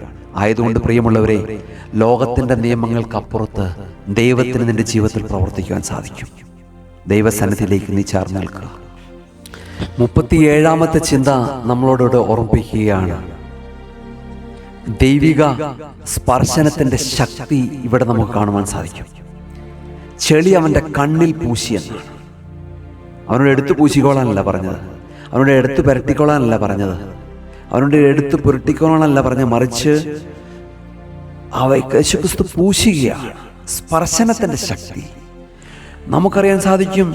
പല കൂദാശകളും ചെയ്യുമ്പോൾ അതിനെ ചോദ്യം ചെയ്യുന്നവർക്ക് വ്യക്തമായൊരു മറുപടിയാണിത് നൽകുന്നത്. യേശുവിന് വേണമെങ്കിൽ പ്രാർത്ഥിച്ചിട്ട് അവൻ അല്ലെങ്കിൽ വെറുതെ സൗഖ്യമാകട്ടെ എന്ന് പറയില്ല. യേശുക്രിസ്തു ഒരു കർമ്മം ചെയ്യുകയാണ് ഇവിടെ. നമ്മൾ ഈ കൗദാശികപരമായ കർമ്മങ്ങൾ ചെയ്യുന്നതിനെ നവീന സഭക്കാരിപ്പോൾ ചോദ്യം ചെയ്തതിന് കൃത്യമായൊരു മറുപടിയാണ് നമുക്കിവിടെ കാണുവാൻ സാധിക്കുന്നത്. The power of divine touch. യേശുക്രിസ്തു കുഷ്ഠരോഗി സൗഖ്യമാക്കിയതും ടച്ച് ചെയ്തുകൊണ്ടാണ് സൗഖ്യമാക്കുക. ഓർമ്മിപ്പിക്കട്ടെ സഹോദരങ്ങളെ, ദൈവസന്നിധിയിലേക്ക് നാം ചേർന്ന് നിൽക്കുമ്പോൾ ഇരുണ്ട നിമിഷത്തിൽ ദൈവത്തിൻ്റെ കരം നമ്മെ സ്പർശിക്കുന്നുണ്ടെന്ന് നാം പലപ്പോഴും ചിന്തിക്കാറുണ്ട്. ഇരുണ്ട നിമിഷങ്ങൾ കർത്താവിൻ്റെ സ്പർശനം നാം അനുഭവിക്കുന്നുണ്ട്. ഈ വചനം നൽകുന്ന ഉറപ്പ് ദൈവം നമ്മെ ഒരിക്കലും കൈവിടില്ല എന്നാണ്. അവൻ നമ്മെ തൊടുന്ന് നമ്മുടെ കുറവുകളെ മാറ്റാനാണ്. ആ വിശ്വാസത്തോടെ നാം അവന് കീഴടങ്ങുമ്പോൾ അത്ഭുതങ്ങൾ സംഭവിക്കുന്നു. സഭാപിതാക്കന്മാർ പഠിപ്പിക്കുന്ന പോലെ ആ സ്പർശനം നമ്മുടെ ആത്മാവിനെ ശുദ്ധീകരിക്കുന്നു. 38-ാമത്തെ ചിന്ത നമ്മളോട് ഓർമ്മിപ്പിക്കുകയാണ്. ആ അന്ധൻ തൻ്റെ കണ്ണിൽ ചേറ് തേക്കുമ്പോൾ ഒരുപക്ഷെ മനുഷ്യരെ അടുത്ത് നിന്നവർ പറഞ്ഞിട്ടായിരിക്കും യേശു ക്രിസ്തുവിന്റെ തുപ്പല് കൊണ്ട് മണ്ണ് കുഴച്ചാണ് തേക്കുന്നത്. അന്ധൻ അതിനെ തടയുന്നില്ല, ദൈവഹിതത്തിന് പൂർണ്ണമായി വഴങ്ങുകയാണ്. അനുസരണത്തിന്റെ പരിശുദ്ധ ടെസ്റ്റ് ഓഫ് ഒബീഡിയൻസ്. അതാണ് നമ്മളോട് ഈ ചിന്തയിലൂടെ നമ്മളോട് ഓർമ്മിപ്പിക്കുന്ന 38-ാമത്തെ ചിന്ത. കണ്ണിൽ ചേറ് കുഴയ്ക്കുമ്പോൾ അവൻ തടഞ്ഞില്ല. യേശു വെറുതെ ഇരുന്നില്ല, അവൻ പ്രവർത്തിച്ചു. നമ്മുടെ പ്രാർത്ഥനകൾക്കൊപ്പം പ്രവൃത്തിയും വേണം. പ്രിയമുള്ളവർ, ദൈവസന്നിധിയിലേക്ക് നാം ചേർന്ന് നിൽക്കുമ്പോൾ, കർത്താവിൻ്റെ സന്നിധിയിലേക്ക് നാം ചേർന്ന് നിൽക്കുമ്പോൾ ഒരു കാര്യം മനസ്സിലാക്കണം. അന്ധകാരത്തിൻ്റെ പാളികൾ നീങ്ങാൻ അവൻ്റെ കരങ്ങൾ മതി. ആ ദിവ്യ സ്പർശനത്തിനായിട്ട് നമുക്ക് കാത്തിരിക്കും. സാധാരണഗതിയിൽ ഒരാൾ കണ്ണിൽ ചേറ് തേക്കാൻ വന്നാൽ നമ്മൾ തടയും. കാരണം അത് അഴുക്കാണ്, അസ്വസ്ഥതയുണ്ടാകും. യേശുവിനെ ആ അന്ധൻ തടഞ്ഞില്ല. 39-ാമത്തെ ചിന്ത നമ്മളോട് ഓർമ്മിപ്പിക്കുകയാണ്. ആ കണ്ണിലെ ചേറ് അന്ധതയുടെ ഇരുട്ടിന് മാറ്റാനുള്ള ലേപനമാക്കി മാറ്റി. നമ്മുടെ ആത്മീയ അന്ധത മാറാൻ ക്രിസ്തുവിൻ്റെ വചനമാകുന്ന ചേറ് നമ്മുടെ ഹൃദയത്തിൽ പൂശണം. അത് തുടക്കത്തിൽ അല്പം ഭാരമായി തോന്നിയേക്കാം, പക്ഷെ അത് വെളിച്ചത്തിലേക്കുള്ള വഴിയാണ്. വചനത്തിൻ്റെ ലേപനം സ്വീകരിക്കുക, വിശുദ്ധ കുർബാനയുടെ ലേപനം സ്വീകരിക്കുക. അത് നമ്മുടെ കാഴ്ചയെ ശുദ്ധീകരിക്കും. 40-ാമത്തെ ചിന്ത, the light from the mud. അഴുക്കിൽ നിന്നുള്ള പ്രകാശം. ചേറ് സാധാരണമായ അഴുക്കാണ്, അത് വൃത്തികെട്ട ഒരു വസ്തുവാണ്, അത് മോശമായൊരു വസ്തുവാണ്. എന്നാൽ ഈ അഴുക്ക് കാഴ്ചയ്ക്ക് കാരണമായി നമ്മുടെ ജീവിതത്തിലെ വീഴ്ചകളെയും നാണക്കേടുകളെയും ദൈവത്തിന് അനുഗ്രഹമായി മാറ്റാൻ സാധിക്കും. അഴുക്ക് നിറഞ്ഞതിൻ്റെ ജീവിതമാണോ? കാഴ്ച നഷ്ടപ്പെട്ട അഴുക്ക് നിറഞ്ഞൊരു ജീവിതമാണോ നിന്റെ ജീവിതം? ഇതാ കർത്താവ് അഴുക്കിൽ നിന്ന് പ്രകാശം നൽകുവാൻ, അഴുക്കിൽ നിന്ന് കാഴ്ച നൽകുവാൻ കർത്താവിന് സാധിക്കും. നമ്മുടെ ഭൂതകാലങ്ങളിൽ അഴുക്കുകളെ ഓർത്ത് ഭാരപ്പെടേണ്ട. ദൈവത്തിന് അവയെ വെളിച്ചമാക്കി മാറ്റുവാനായിട്ട് സാധിക്കും. നിന്റെ അഴുക്കുകളെ ഒന്നും ഓർത്ത് നീ ഭാരപ്പെടരുത്. ദൈവത്തിന് അതിനെ വെളിച്ചമാക്കി മാറ്റുവാൻ, അതിനെ അതിന് അന്ധത മാറ്റിക്കളയുവാൻ, ആ അഴുക്കിൻ്റെ അന്ധതകൾ മാറ്റിക്കളയുവാൻ കർത്താവിന് സാധിക്കും. 41-ാമത്തെ ചിന്ത, ശീലോഹാമിൽ പോയി കഴുകുവാൻ, ശീലോഹാം കുളത്തിൽ പോയി കഴുകാൻ ഓർമ്മിപ്പിക്കുകയാണ്. ദ പാത്ത് ഓഫ് ഒബീഡിയൻസ്, അനുസരണത്തിൻ്റെ വഴി. അത്ഭുതം പൂർത്തിയാക്കാൻ മനുഷ്യന്റെ ഭാഗത്തുള്ള അനുസരണം ആവശ്യമാണ്. കണ്ണിൽ ചെളി പുരട്ടിയ അവസ്ഥയിൽ മറ്റൊരാളുടെ സഹായത്തോടെ അന്ധൻ കുളത്തിലേക്ക് നടന്നുപോയത് വലിയൊരു വിശ്വാസ പ്രകടനമാണ്. ചോദ്യങ്ങൾ ചോദിക്കാതെ കർത്താവിന്റെ വാക്കിനെ മുറുകെ പിടിച്ച് അനുസരിച്ചു പോവുക. നമ്മളും ഇങ്ങനെയായിരിക്കണം. വിശുദ്ധനായ സ്വർണ്ണനാവുകാരൻ ഇവാനോസ് പറയുകയാണ്, അന്ധൻ കുളത്തിലേക്ക് പോയത് വെറുമൊരു യാത്രയല്ല, മറിച്ച് തൻ്റെ വിശ്വാസത്തിൻ്റെ പരസ്യമായ പ്രഖ്യാപനമായിരുന്നു. വിശുദ്ധ ശമൂവേലിന്റെ പുസ്തകം 15:22 1 സാമുവേൽ ഓർമ്മിപ്പിക്കുകയാണ്, 15:22 ഓർമ്മിപ്പിക്കുകയാണ്, അനുസരണം ബലിയേക്കാൾ ശ്രേഷ്ഠമാണ്. നയമാൻ 2 രാജാക്കന്മാരുടെ പുസ്തകം 5:13 യോർദാനിൽ കഴുകി ശുദ്ധനാക്കിയതുപോലെ അവൻ അനുസരിച്ചു, അപ്പോൾ അത്ഭുതം പ്രവർത്തിക്കുകയാണ്. അനുസരണത്തിലൂടെ അത്ഭുതങ്ങൾ പ്രവർത്തിക്കും.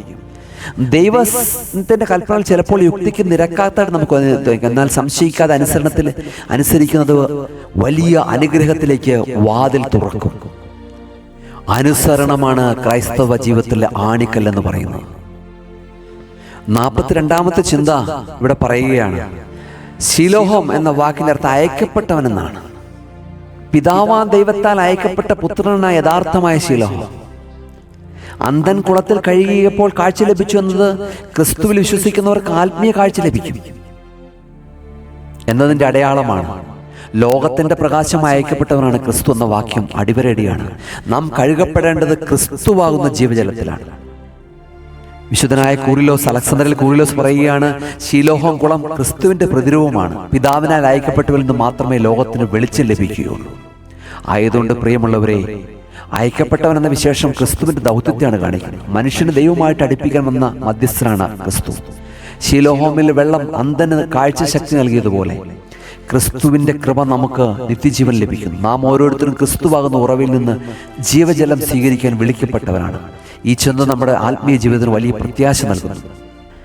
43-ാമത്തെ ചിന്ത, അവൻ പോയി കഴുകി.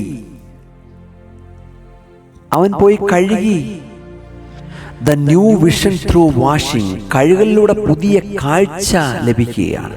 കഴുകൽ എന്നത് ആത്മീയ ശുദ്ധീകരണത്തിന്റെ അടയാളമാണ്. കണ്ണിലെ ചെളി കഴുകിക്കളഞ്ഞപ്പോൾ അന്ധതയുടെ മാറാലകൾ നീങ്ങിപ്പോയി. പാപക്കറകൾ കഴുകിക്കളയുന്ന മാമോദീസയുടെ ഒരു മുൻകുറിയായിട്ട് ഇതിനെ പിതാക്കന്മാർ വിശേഷിപ്പിക്കുന്നു.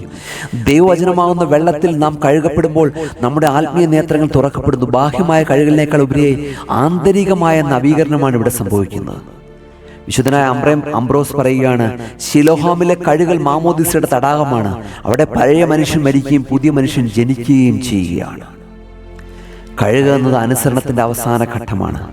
കർത്താവ് നൽകിയ നിർദ്ദേശം പൂർത്തിയാക്കിയപ്പോൾ അവൻ കാഴ്ചയുള്ളവനായി. നമ്മുടെ ജീവിതത്തിലെ അശുദ്ധികളെ കഴുകിക്കളയാൻ നാം തയ്യാറാകണം. പാപത്തിന്റെ കറകളെ കഴുകിക്കളയാൻ തയ്യാറാകണം. തിന്മയുടെ കറകളെ കഴുകിക്കളയാൻ നമുക്ക് സാധിക്കണം.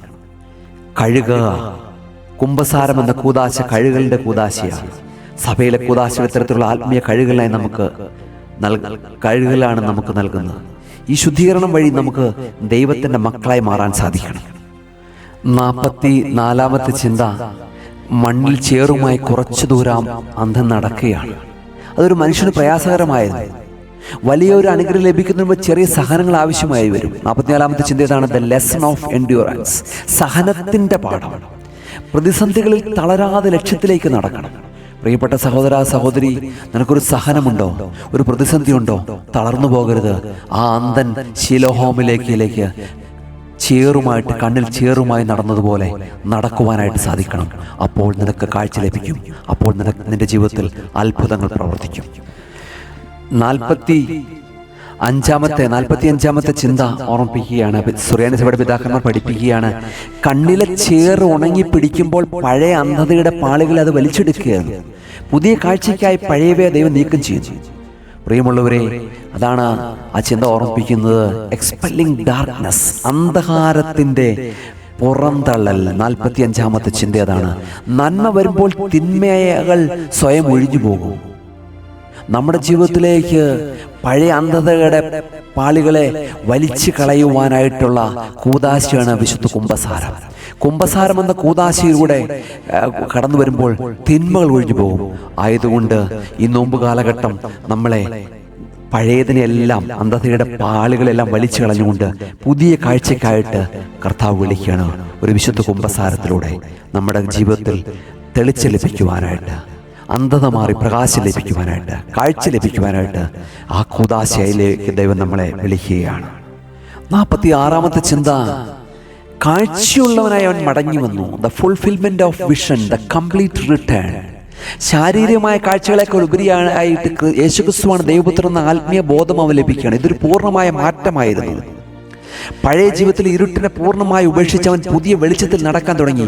നമ്മുടെ ആത്മീയ യാത്രയുടെ ലക്ഷ്യം ദൈവത്തെ അറിയുക എന്നാണ്. ഈ അറിവാണ് യഥാർത്ഥമായ കാഴ്ച. ദൈവത്തെ കാണുന്നതാണ് ഏറ്റവും വലിയ കാഴ്ച. അവനെ അറിയുന്നതാണ് ഏറ്റവും വലിയ ജ്ഞാനം. വിശുദ്ധ അന്തോണിയോസ് പറയുകയാണ്. വിശുദ്ധ യോഹന്നാന്റെ സുവിശേഷം 9-7 ഈ വാക്യം വലിയൊരു ആത്മീയ സത്യത്തിന്റെ സംഗ്രഹമാണ്. ഇരുട്ടിൽ ജനിച്ച മനുഷ്യനെ പ്രകാശത്തിലേക്ക് നയിക്കുന്ന ക്രിസ്തുവിന് ഇവിടെ നാം കാണുന്നു. മണ്ണും ഉമ്മിനീരും കഴുകലുമെല്ലാം ആ പ്രക്രിയയുടെ ഭാഗമായിരുന്നു. നാം ഓരോരുത്തരും ഈ അന്ധനെ പോലെ ക്രിസ്തുവിനെ അനുസരിച്ച് കാഴ്ച നേടുന്നവരാണ്. ആ കാഴ്ച നമ്മെ നിത്യതയിലേക്ക് നയിക്കും.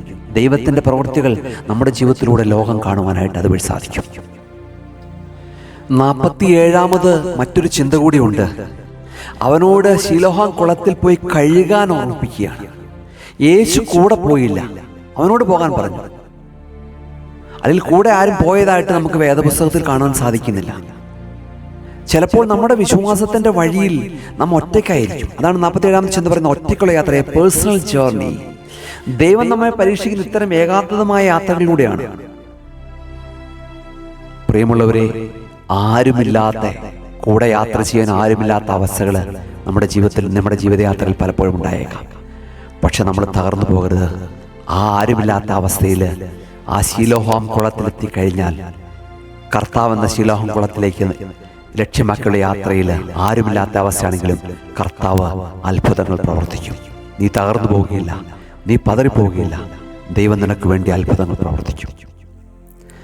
49-ാമത്തെ ചിന്ത നമുക്കിവിടെ കാണുവാൻ സാധിക്കുന്ന, ശിലോഹാം കുളത്തിൽ കഴുകുക എന്ന് പറയുന്നത് പോയി കഴുകി കാഴ്ചയുള്ളവനായി തീർന്നു. ബൈബിളിൽ പലയിടത്തും ജലം അത്ഭുതങ്ങൾക്ക് ഉപയോഗിച്ചിട്ടുണ്ട്. എന്നാൽ വെള്ളത്തിന് സ്വന്തമായ ശക്തിയുമില്ല. പോയി കഴുകുക എന്ന യേശുവിൻ്റെ വാക്കിനാണ് ഇവിടെ ശക്തി ഉണ്ടായിരുന്നത്. സൃഷ്ടികർത്താവിൻ്റെ വാക്ക് സാധാരണ വെള്ളത്തെയും ഔഷധമാക്കി മാറ്റുകയാണ്. പഴയ നിയമത്തിൽ നയമാനെന്ന കുഷ്ഠരോഗി യോർദാൻ നദിയിൽ 7 പ്രാവശ്യം മുങ്ങിയപ്പോൾ സൗഖ്യം ലഭിച്ചു. യോർദാനിലെ വെള്ളത്തിനല്ല, മറിച്ച് പ്രവാചകനോട് വന്ന ദൈവത്തിന്റെ വാക്കിനാണ് അനുസരിച്ചത്. പ്രിയപ്പെട്ട സഹോദര സഹോദരി, ദൈവവചനം നീ അനുസരിക്കുമ്പോൾ സാധാരണ പച്ചവെള്ളത്തിന് പോലും നിന്റെ ജീവിതത്തിൽ അത്ഭുതം പ്രവർത്തിക്കാൻ സാധിക്കും. ദൈവത്തിന്റെ സാന്നിധ്യം, ദൈവവചനത്തിന്റെ അനുസരണത്തോടുള്ള അനുസരണം, പ്രതിബദ്ധത നിസ്സാര കാര്യങ്ങളെപ്പോലും അത്ഭുതകരമാക്കി മാറ്റുവാനായിട്ട് നിന്റെ ജീവിതത്തിൽ സാധിക്കും. ആയതുകൊണ്ട് ദൈവവചനത്തെ അനുസരിക്കുക, ദൈവവചനത്തോട് നാം ചേർന്ന് നിൽക്കുക. 50-ാമത്തെ ചിന്ത, ദ ചേഞ്ച് റിട്ടേൺ, മടക്ക യാത്രയിലെ വ്യത്യാസം. നമ്മൾ ആ അന്ധന്റെ തിരിച്ചുള്ള വരവൊന്ന് ശ്രദ്ധിച്ചു നോക്കിക്കേ. അവൻ പോയത് അന്ധനായിട്ടാണ്, എന്നാൽ തിരിച്ചു വന്നത് കാഴ്ചയുള്ളവനായിട്ടാണ്. യേശു ക്രിസ്തുവിന്റെ വാക്ക് കേട്ട് അത് പ്രവർത്തിക്കുന്ന ഒരാളുടെ ജീവിതം പഴയതുപോലെ ആയിരിക്കില്ല. ദൈവത്തെ അനുസരിച്ചാൽ നീ നിന്റെ അന്ധതകളെല്ലാം മാറിപ്പോരും.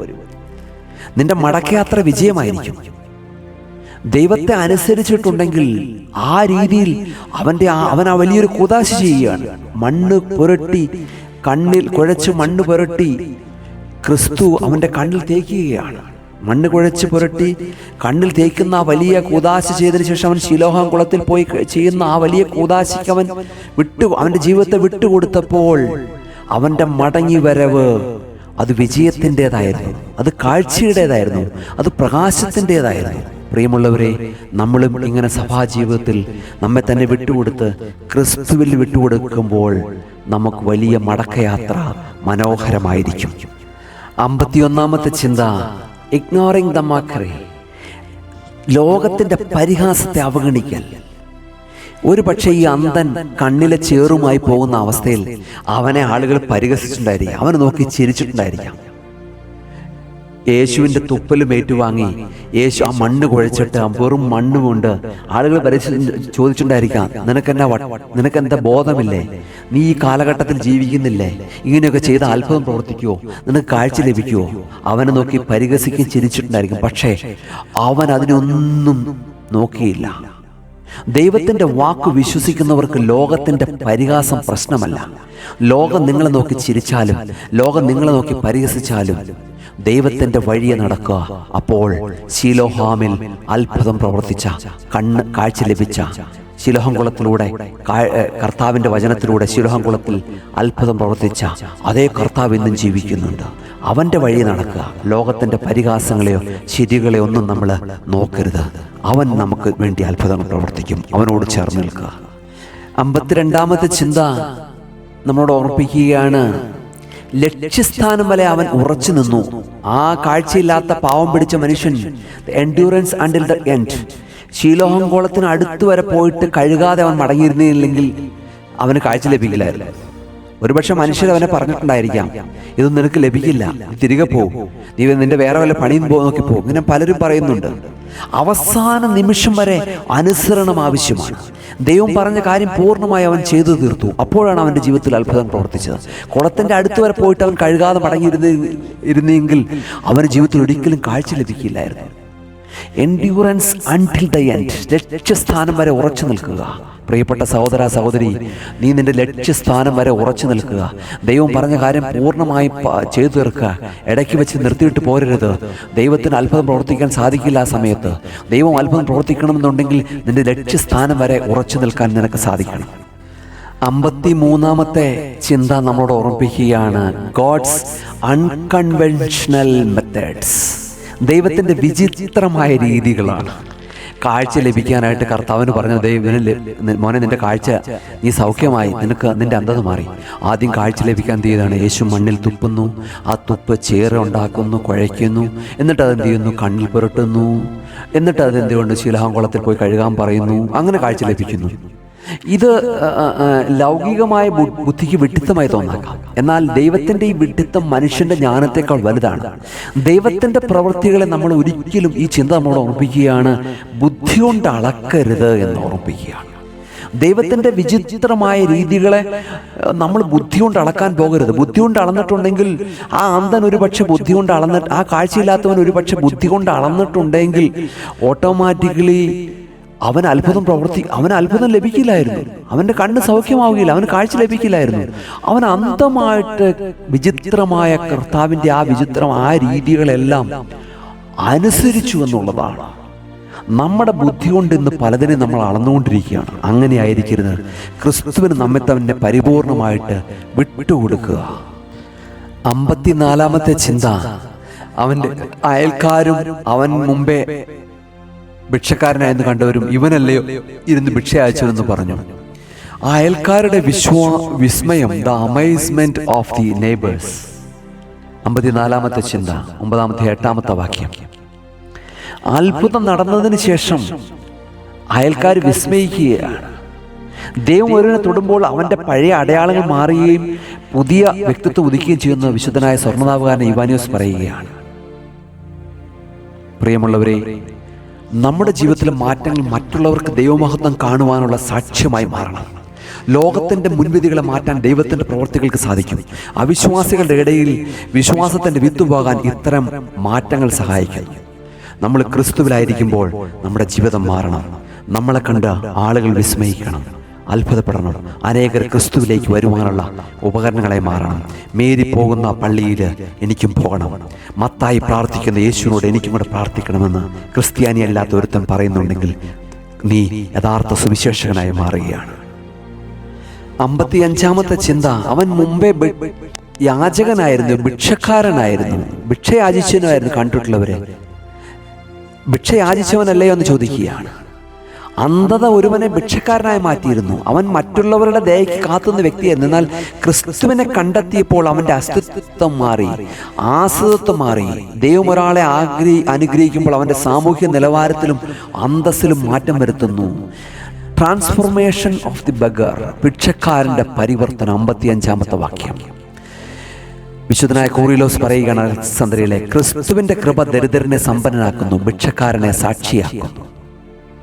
പ്രിയപ്പെട്ട സഹോദര സഹോദരി, ദൈവത്തിൻ്റെ കരുണ ലഭിക്കുന്നവർക്ക് ലോകത്തിനു മുമ്പിൽ തലയുയർത്തി നിൽക്കാൻ സാധിക്കും. നമ്മുടെ കുറവുകളെല്ലാം ദൈവത്തിൻ്റെ കൃപയാണ് നമ്മുടെ മൂല്യം നിശ്ചയിക്കുന്നത്. ദാരിദ്ര്യത്തിൽ നിന്നും ഐശ്വര്യത്തിലേക്ക് നയിക്കുന്നവനാണ് ദൈവം. ജീവിതത്തിൻ്റെ കൈപ്പേറിയ അനുഭവങ്ങൾ ദൈവത്തിൻ്റെ ഇടപെടലിലൂടെ മധുരമാക്കി മാറ്റുന്നു. ഭിക്ഷക്കാരൻ എന്ന വിളിപ്പേര് മാറി അവൻ ദൈവത്തിൻ്റെ സാക്ഷി എന്ന പേര് അവൻ ലഭിക്കുകയാണ്. ലോകം അവനെ ഒരു ഭാരം മാത്രമായി കണ്ടിരുന്നു, എന്നാൽ ദൈവം അവനെ തൻ്റെ മഹത്വത്തിനുള്ള പാത്രമാക്കി മാറ്റി. നമ്മുടെ ജീവിതത്തിലെ കുറവുകളെ മാറ്റാൻ കർത്താവിനോട് പ്രാർത്ഥിക്കണം. ഈ പരിവർത്തനം നാം മറ്റുള്ളവർക്ക് വലിയൊരു പ്രത്യാശ നൽകുന്നു. ദൈവത്തിന് അസാധ്യമായ ഒന്നുമില്ല എന്ന് ഇത് കൃത്യമായിട്ട് ഓർമ്മിപ്പിക്കുകയാണ്. 56-ാമത്തെ ചിന്ത, അൺറെക്കഗ്നൈസ്ഡ് മിറക്കിൾ, തിരിച്ചറിയാനാവാത്ത അത്ഭുതം. ഇവനല്ലയോ ഭിക്ഷ യാചിച്ചവനെന്ന് പറയുകയാണ്. അത്ഭുതം നടന്നാൽ പോലും അത് അംഗീകരിക്കാൻ പലർക്കും മടിയാണ്. അവനെ അറിയായിരുന്നവർ പോലും അവനാണോ എന്ന് സംശയിച്ചു. പ്രകാശം ലഭിക്കുമ്പോൾ മുഖത്തുണ്ടാകുന്ന മാറ്റം അത്ര വലുതാകുന്നു. നീ പാപത്തിൻ്റെ അവസ്ഥയിൽ, വിശുദ്ധ കുമ്പസാരത്തിലൂടെ പാപത്തിൻ്റെ അവസ്ഥയിൽ നിന്ന് മാറി ക്രിസ്തുവിലേക്ക് വരുമ്പോൾ ദൈവിക ഇടപെടലുകൾ നിന്റെ ജീവിതത്തിൽ നടക്കുന്നു. മനുഷ്യന്റെ പുറമെയുള്ള രൂപത്തെ പോലും മാറ്റാൻ കർത്താവിന് സാധിക്കും. വിശുദ്ധനായ ഐറേനീസ് പറയുകയാണ്, ദൈവത്തിന്റെ പ്രകാശം ഒരുവന്റെ മുഖത്ത് പതിയുമ്പോൾ അവൻ പുതിയ സൃഷ്ടിയായി മാറുകയാണ്. അതാണ് 2 കൊരിന്ത്യർ 5:17 പറയുന്നത്. പുറപ്പാട് പുസ്തകം 34:29 ദൈവത്തോട് സംസാരിച്ചപ്പോൾ മോശയുടെ മുഖം പ്രകാശിച്ചു. വിശുദ്ധ മത്തായിയുടെ സുവിശേഷം 17:2 രൂപാന്തരമല്ലേ ക്രിസ്തുവിന്റെ മുഖം പ്രകാശിച്ചു. പ്രിയപ്പെട്ട സഹോദര സഹോദരി, നീ ക്രിസ്തുവിൻ്റെ ലോട് ചേർന്ന് നിന്നാൽ നിന്റെ മുഖം പ്രകാശിക്കും. മറ്റുള്ളവർക്ക് ചിന്തിക്കുന്നതിനപ്പുറത്ത് നിന്റെ ജീവിതത്തെ മാറ്റിമറിക്കുവാൻ കർത്താവിന് സാധിക്കും. 57-ാമത്തെ ചിന്ത, ദ ഐസ് ഓഫ് സ്പെക്ടിസിസം, സംശയത്തിൻ്റെ കണ്ണുകൾ. അത്ഭുതം കണ്ടിട്ടും പലരും അത് വിശ്വസിക്കാൻ മടിച്ചു. ഇവൻ തന്നെയാണെന്ന ചോദ്യം അവിശ്വാസത്തെ കാണിക്കുന്നു. ദൈവത്തിൻ്റെ അത്ഭുതങ്ങളെ യുക്തി കൊണ്ട് അളക്കാതെ വിശ്വാസം കൊണ്ട് സ്വീകരിക്കാൻ തയ്യാറാകണം. നമ്മുടെ ചുറ്റുവട്ടത്തൊക്കെ കർത്താവ് വലിയ അത്ഭുതങ്ങൾ പ്രവർത്തിക്കുമ്പോൾ ഇന്ന് പുതിയ തിയോളജിയും പുതിയ കാലഘട്ടങ്ങളിലൊക്കെ മനുഷ്യൻ്റെ കണ്ണുകൊണ്ട് ലോജിക്കായിട്ടും ആണ് ആളുകൾ അതിനെ കാണുന്നത്. പക്ഷേ അങ്ങനെ ആയിരിക്കരുത്. നമ്മൾ ക്രിസ്തുവിൽ അന്ധമായി വിശ്വസിക്കുക, ക്രിസ്തുവിനോട് ചേർന്ന് നിൽക്കുക, സംശയത്തിൻ്റെ കണ്ണുകളെല്ലാം മാറ്റിക്കളയുക. നമ്മുടെ ചുറ്റുവട്ടത്തുള്ള അത്ഭുതങ്ങൾ, നമ്മുടെ ജീവിതത്തിൽ നൽകിയ അത്ഭുതങ്ങൾ ക്രിസ്തുവിൻ്റെ അത്ഭുതമാണെന്നും ക്രിസ്തു നമുക്ക് ചെയ്തതാണെന്ന് ഉറച്ചു വിശ്വസിക്കുക. അപ്പോൾ കർത്താവ് നമ്മുടെ ജീവിതത്തെ അനുഗ്രഹപൂർണ്ണമാക്കി മാറ്റും. 58-ാമത്തെ ചിന്ത, ഇവിടെ വിശുദ്ധ യോഹന്നാന്റെ സുവിശേഷം 9-8 വാക്യം, ഇരുന്ന് ഭിക്ഷയാചിച്ചവൻ. ഇവിടെ the rising from the seat, ഇരിപ്പിടങ്ങളിൽ നിന്നുള്ള എഴുന്നേൽപ്പ്. ഭിക്ഷക്കാരൻ എപ്പോഴും ഒരേ സ്ഥലത്തിരുന്നവനാണ്. കാഴ്ച ലഭിച്ചപ്പോൾ അവൻ എഴുന്നേറ്റ് നടക്കാൻ തുടങ്ങി. പാപത്തിൻ്റെ നിസ്സഹായാവസ്ഥയിലിരിക്കുന്ന നമ്മെ എഴുന്നേൽപ്പിച്ച് ലക്ഷ്യസ്ഥാനത്തിലേക്ക് നയിക്കുന്നവനാണ് ക്രിസ്തു. പ്രിയപ്പെട്ട സഹോദര സഹോദരി, ആത്മീയമായ മടിയിൽ നിന്നും പാപത്തിൻ്റെ അവസ്ഥകളിൽ നിന്നും നിസ്സഹായ അവസ്ഥയിൽ നിന്നും നീ ഇരിക്കാതെ എഴുന്നേറ്റ് ക്രിസ്തുവിനായി നടക്കുക. ക്രിസ്തു നിന്റെ കൂടെയുള്ളപ്പോൾ, നീ ക്രിസ്തുവിനോട് ചേർന്ന് നിൽക്കുമ്പോൾ, വിശുദ്ധ കുർബാന അനുഭവത്തിലൂടെ പോകുമ്പോൾ, കുമ്പസാരത്തിൻ്റെ അവസ്ഥകളിലൂടെ പോകുമ്പോൾ പാപം മോചിച്ച് നിനക്ക് ഇരുന്നിടത്തുനിന്ന് എഴുന്നേൽക്കുവാനായിട്ട് സാധിക്കും. ആയതുകൊണ്ട് നീ ഇരുന്ന അവസ്ഥയിലായിരിക്കരുത്, എഴുന്നേറ്റ് നടക്കുക. വചനം പറയുക, എഴുന്നേറ്റ് പ്രകാശിക്കുവേൻ. പ്രിയപ്പെട്ട സഹോദര സഹോദരി, നീ ഭിക്ഷയാചിച്ച് ഇരിക്കുന്ന അവസ്ഥയാകാതെ ക്രിസ്തുവിനെ കണ്ടെത്തുക. ശീലോഹാമിലേക്ക് പോവുക. നിന്റെ കണ്ണ് തുറക്കപ്പെടട്ടെ, ക്രിസ്തുവിന് വേണ്ടി ആയിരിക്കുക. 59-ാമത്തെ ചിന്ത, ഫ്രീഡം ഫ്രം ബെഗ്ഗിങ്. ഈ കാലം അത്രയും അന്ധകാരത്തിൻ്റെ അവസ്ഥയിലായിരുന്നുകൊണ്ട് ആ കണ്ണില്ലാത്ത മനുഷ്യൻ മറ്റുള്ളവരുടെ മുമ്പിൽ യാചിച്ചുകൊണ്ടിരിക്കുകയായിരുന്നു. തുടർന്ന് വേദപുസ്തകം പരിശോധിക്കുമ്പോൾ യാചനകളല്ലായിരുന്നു, യാചന എന്നുള്ള മോചനമാണ് ലഭിക്കുന്നത്. ഒരുവൻ ക്രിസ്തുവിനെ കണ്ടെത്തി കഴിഞ്ഞാൽ നിന്റെ ആത്മീയമായ കാര്യത്തിലും ഭൗതികമായ കാര്യത്തിലും കർത്താവിന് ഇടപെടാൻ സാധിക്കുമെന്നാണ് ഇവിടെ ഈ വാക്യം നമ്മോട് ഓർമ്മിപ്പിക്കുന്നത്. നിന്റെ അന്ധത മാറിക്കഴിയുമ്പോൾ നിന്റെ മറ്റുള്ളവരുടെ മുമ്പിൽ കൈനീട്ടുന്ന അവസ്ഥ നിനക്ക് മാറ്റിത്തരും കർത്താവ്. മനുഷ്യരില്ല, ദൈവത്തിൽ മാത്രം ആശ്രയിച്ച് അന്തസ്സോടെ ജീവിക്കാൻ കർത്താവ് നിനക്ക് വഴിയൊരുക്കും. യാചനയിൽ നിന്ന് ക്രിസ്തുവിനോട് ചേർന്നിരുന്നാൽ യാചനയിൽ നിനക്ക് മോചനം ലഭിക്കും. നീ വായ്പ വാങ്ങുവാനല്ല, നീ കൊടുക്കുവാനായിട്ട് ദൈവം കർത്താവ് നിനക്ക് ഇടവരുത്തും. 60-ാമത്തെ ചിന്ത ഡൗട്ട് ആൻഡ് ഡിസ്പ്യൂട്ട്, സംശയവും തർക്കവും. ചിലർ ഇവൻ തന്നെ എന്ന് പറഞ്ഞു, വേറെ ചിലർ അല്ല അവനെ പോലെ ഇരിക്കുന്നു എന്ന് പറഞ്ഞു.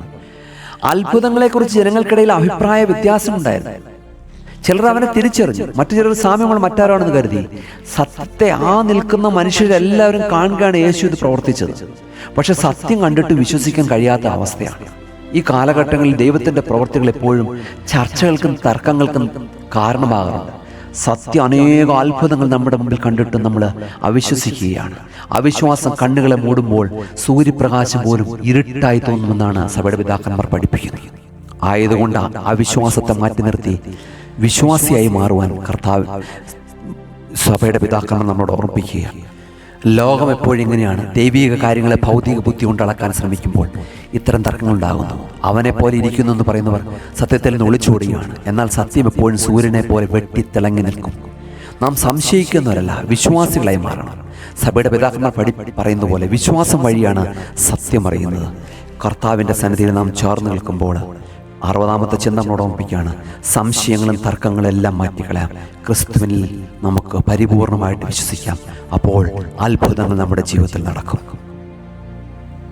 61-ാമത്തെ വാക്യം, അവനോ ഞാൻ തന്നെ എന്ന് പറഞ്ഞു. അവനോ ഞാൻ തന്നെ എന്ന് പറഞ്ഞു.